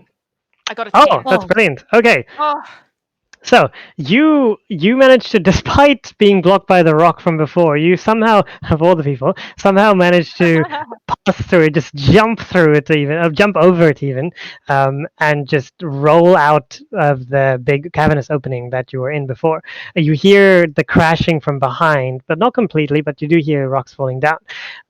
Kelvin, you managed to grab onto Barry and like pull him out towards the exit. However, the three of you are still within the cavern, and things are getting worse and worse. Can you roll me another act under pressure to avoid the flesh coming down? If you fail this, I'll leave that with a ... and ellipses, if you will. Okay. my Well, God. I'll just before I roll, so I'll say, so it's Barb and Barry, right? I'm gonna my goal You're is to getting like both of them. pull if they're both on this side of the rocks, then my Yes. goal is to try and pull them both towards me. Bob is actually, you managed to pull Barry towards the exit more than Bob managed to get towards the exit herself. You can still do what you're wanting to do, so by all means. But yeah, we'll see if it's well. It's not technically a TPK, Sarah. Are they all kind of in the same place? Like, So are what? they all kind Barry, of the same distance towards the exit? Because Barry and Kelvin for were further in, yes, but so yeah, but for Barb rolled worse, so they're all kind of in the same place now. for Is that convenience of imagining it, if you yeah? were to look at a pathway that opens up into a cavern, and right in front of the pathway, perhaps let's say 10 feet in front of it, there are two large boulders blocking the immediate line. So if you are going to the exit, you kind of need to go around the two boulders. Right. Barry and Kelvin are on one side of the around, and Nana Barbs is on the other side.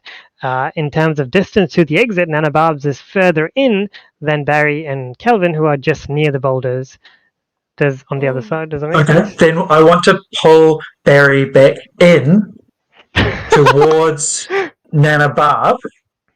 I'm going to reach out for Nana Barb. My wings are going to spread out and try and envelop both of them. Okay. Are you like? So So you're not I'm gonna going to. move. You're just gonna try to My protect goal them. is to use my angel wings to teleport the three of us Oh, of out. course. We shall So I can see. carry one or two people with me on a roll. Yeah, I am going to make you roll a pro. I'm going to make you roll an act under pressure, but I'm going to make it harder for you to do that given everything that's going on. Apologies. It's a plus weird though. Angel wings. It's a plus weird. Oh, so So it just cancels each other I will out. have to Maybe. roll for the. I will have to roll also for the teleportation if. Oh, Yeah. So yeah, it says roll plus weird on a 10 plus. All go where you wanted. On a 7 to 9, you don't quite manage it. Either you are all separated or you all appear in the place. yes. So for your teleportation, you can roll normally. I'm talking about the. Oh, okay. So in that case, let me change it up. You will roll first for protect somebody with a negative, and then you can roll your actual act under pressure, which is your teleportation. Okay, that makes sense. So the Cool. rocks are Sorry, falling, so I might get hit by a rock as I'm trying to grab them. yes, or you may yeah. fail for other reasons. Yes, and so this is Okay. harder for you because you're also having to hold on to Barry. Okay, and so I'm rolling protect someone. Yes, and we shall see. 7, 10. Okie dokie. So you do get an extra from this as well, managing to grab onto them. Do you have a particular preference for the extra? Inflict damage, take less harm. You will be taking harm from this, I'd like to unfortunately. take less harm. Less harm. Very much less harm. How like you will take? I'm gonna say you'll take 1 damage from the rocks. Okay. And you may take another damage from your teleportation, depending on your roll. That's something I'm doing on custom just to give you a chance to see how you do in this act under pressure. I am unstable. Yes. Okay, so I'm rolling for the teleportation? Now you're rolling for the teleportation with best of luck. It's a normal roll, Okay. no positives or negatives, but Okay. unless you're. This is plus my weird. I don't know what the face means. We can't say. Oh my gosh! Divine There you have it. Yes. So that's You- 14. Oh, Calvin!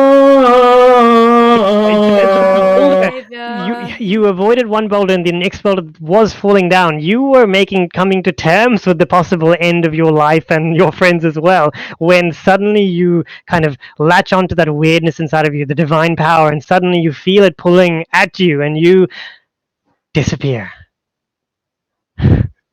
with your companions. You appear outside and you just fall to the ground, Calvin. You're exhausted. You feel the cold wind against your wings, your face, but holy shit. Holy my shit. Cora, That roll was incredible. I wasn't coming to terms with like only my Cora God. surviving, and I was like, holy, this is a terrible way I to didn't end. think I was gonna make it. Oh my God. Thank you. Cora, all you Nana Bob.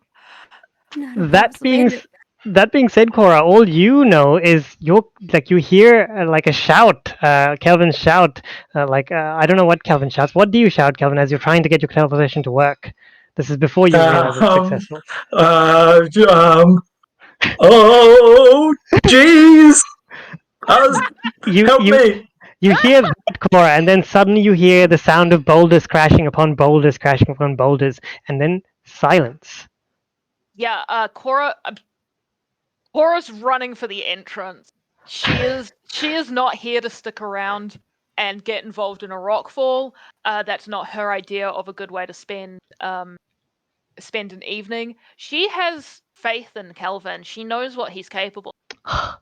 And she is sprinting for that exit, and she is just hoping she's going to see them at the other end, man. Oh yes. Not only do you see him at the other end, but you almost trip over him as he's on the ground, just like embracing the crowd. Oh, you made it, my dude. Shit, man, you're all here. And she's still kind of got her flashlight, and it's the light is shaking because the adrenaline in her body. She's like, her hands are shaking, and her flashlight's kind of going over all your faces, and she says, "Holy shit, guys! Calvin, come on, up here, man!" And she holds out her hand for Calvin to pull him up off the ground. I'm still holding on to Barry and Bob. Yeah, come on, man. Just Yeah, shaking. it's all right. It's all right. You're done. You did it. You're a good man. You helped out. Up you come, man. Nana Barbs holds on to Calvin still, and she's like, "Thank you. I thought I was gonna have to go. Oh my gosh!" And she grabs onto Calvin's face and just like kissing on like the side of his face, and just like, "Wow, for you, beautiful boy! All the strawberry lollies for you." Oh, careful. He looks pretty beat up. Would you like a plaster, dear? Here's a plaster. Barry, you a good man? My best friend's a bird. Yeah, man. Oh man, That was crazy. There was like a face monster and a bird, and yeah, I had a screwdriver. Welcome, Barry. You're just like your father. welcome to the weird side of life, man. I gotta call Steven. And she's gonna just kind of walk off to the side a little bit, because she's probably the one that's the least hurt at the moment. Yeah. She pulls out her phone and she dials 1, whatever the quick dial is for Steven, and she says, "Hey man, job done." You do know what time it is now, right? Of course I know what time it is, dude. It's midnight. And the Okay, I thing guess you about do. midnight is that the world is still here. because we stopped the beast before midnight came. All right? So the fact that I'm talking to you right now, you should be thankful about that, Stephen. I'm sorry. It's been a stressful day. You know how it is. I'm There's gonna send you the GPS coordinates. If you can come and pick us up whenever you're ready. We're just gonna hang out here for a while. Can you bring a medic? Also, Barry did really well. there's a pause on the line, and then you hear Steve's voice say, "Okay, well, firstly, congratulations. I know I don't say that She enough, but she my put, she puts it on she puts it on a speaker and she goes oh, over okay. and holds it to everybody. He thinks he's only talking to you. He says, "Well, first of all, congratulations. I know that I haven't said that often, and so I'm telling you this now because my therapist insists that I should. Secondly, I knew it. I knew it. I knew it. I selected Barry myself. Totally my fault. I mean, yes, this is great. He'll make a brilliant agent for them. And thirdly, I actually forgot what I was going to say. Oh, yes, I will forgive you this time for calling me Steven when my name is Steve. Good job, agents." Same name, man. He's hung up. Whatever. Oh, Okay. strawberry lord, everyone. And oh, look, I've got some pies that we can put over a fireplace, perhaps. Well done, everybody. Barry. Midnight feast, dude. Bachelor party. Yeah. Yeah. Not just like pies. Like what else do they like? Pizza? That cop had pizza. We only Wait, got pies, man. I only stole the pie's love, but you did so well for your very first mission. And she gives Barry a big kiss on the cheek. And mwah, well done, sonny boy. Here, have another lolly. Say Aww.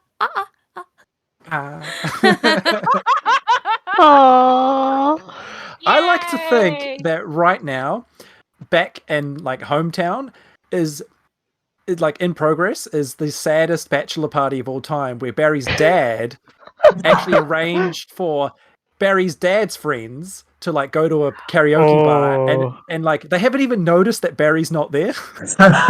Yeah, they're just It's just a old bunch of middle-aged blacked men just out. yeah, Yeah. just singing with like monotonous voices. They're all taking turns doing like Kiss from a Rose. Yep. It's the same song over and over again.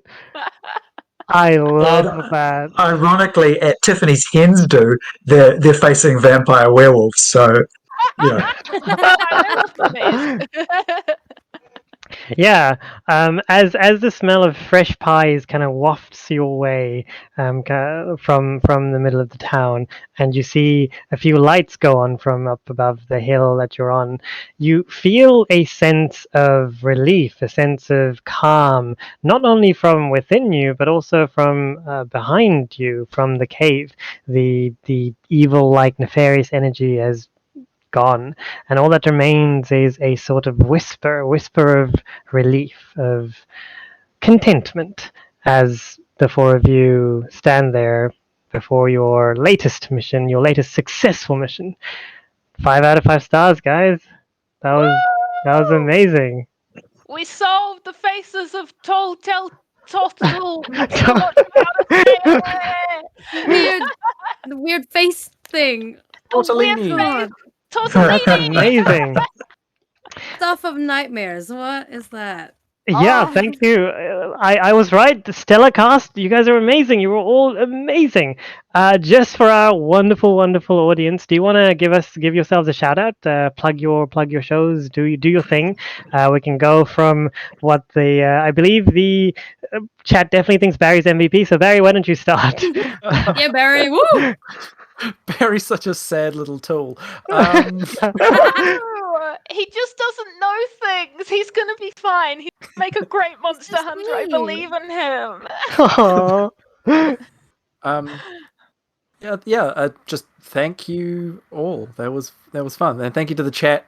Yeah, thank you, I chat. had a lot of fun just glancing to the side, looking at the chat happening. A lot of fun too. I've never played Monster of the Week before, and I've always wanted to. And yeah, this was a great first experience. Yeah, thank you so much for playing. I was going to say Barry, but You Brad, just thank you so embodied the much. character so well. Brad, Barry.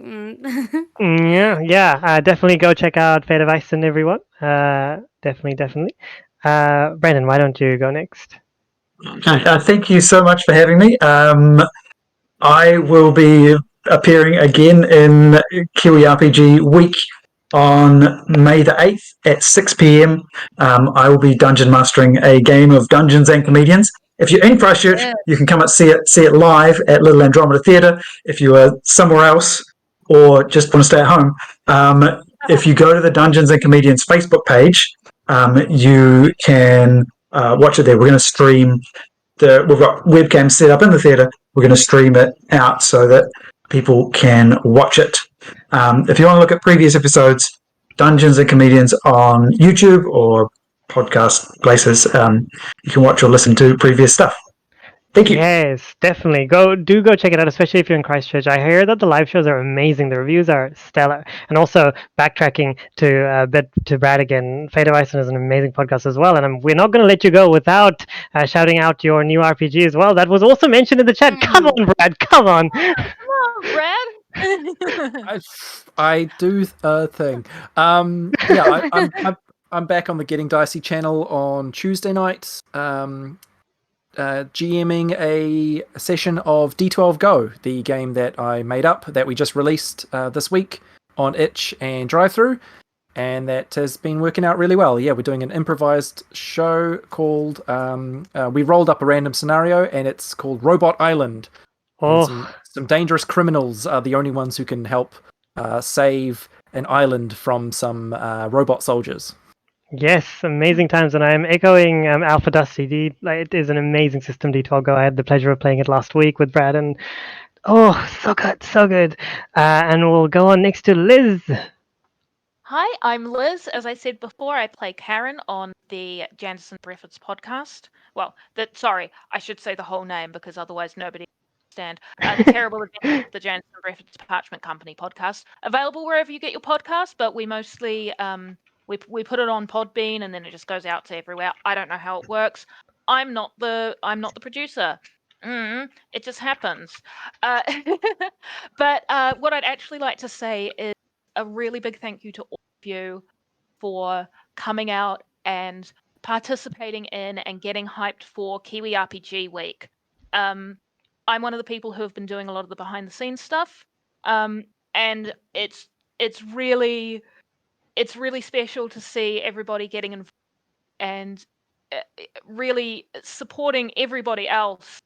And it's just really nice to see how the New Zealand community comes together for an event that we kind of only decided that it was going to happen a month ago, maybe a month and a half ago.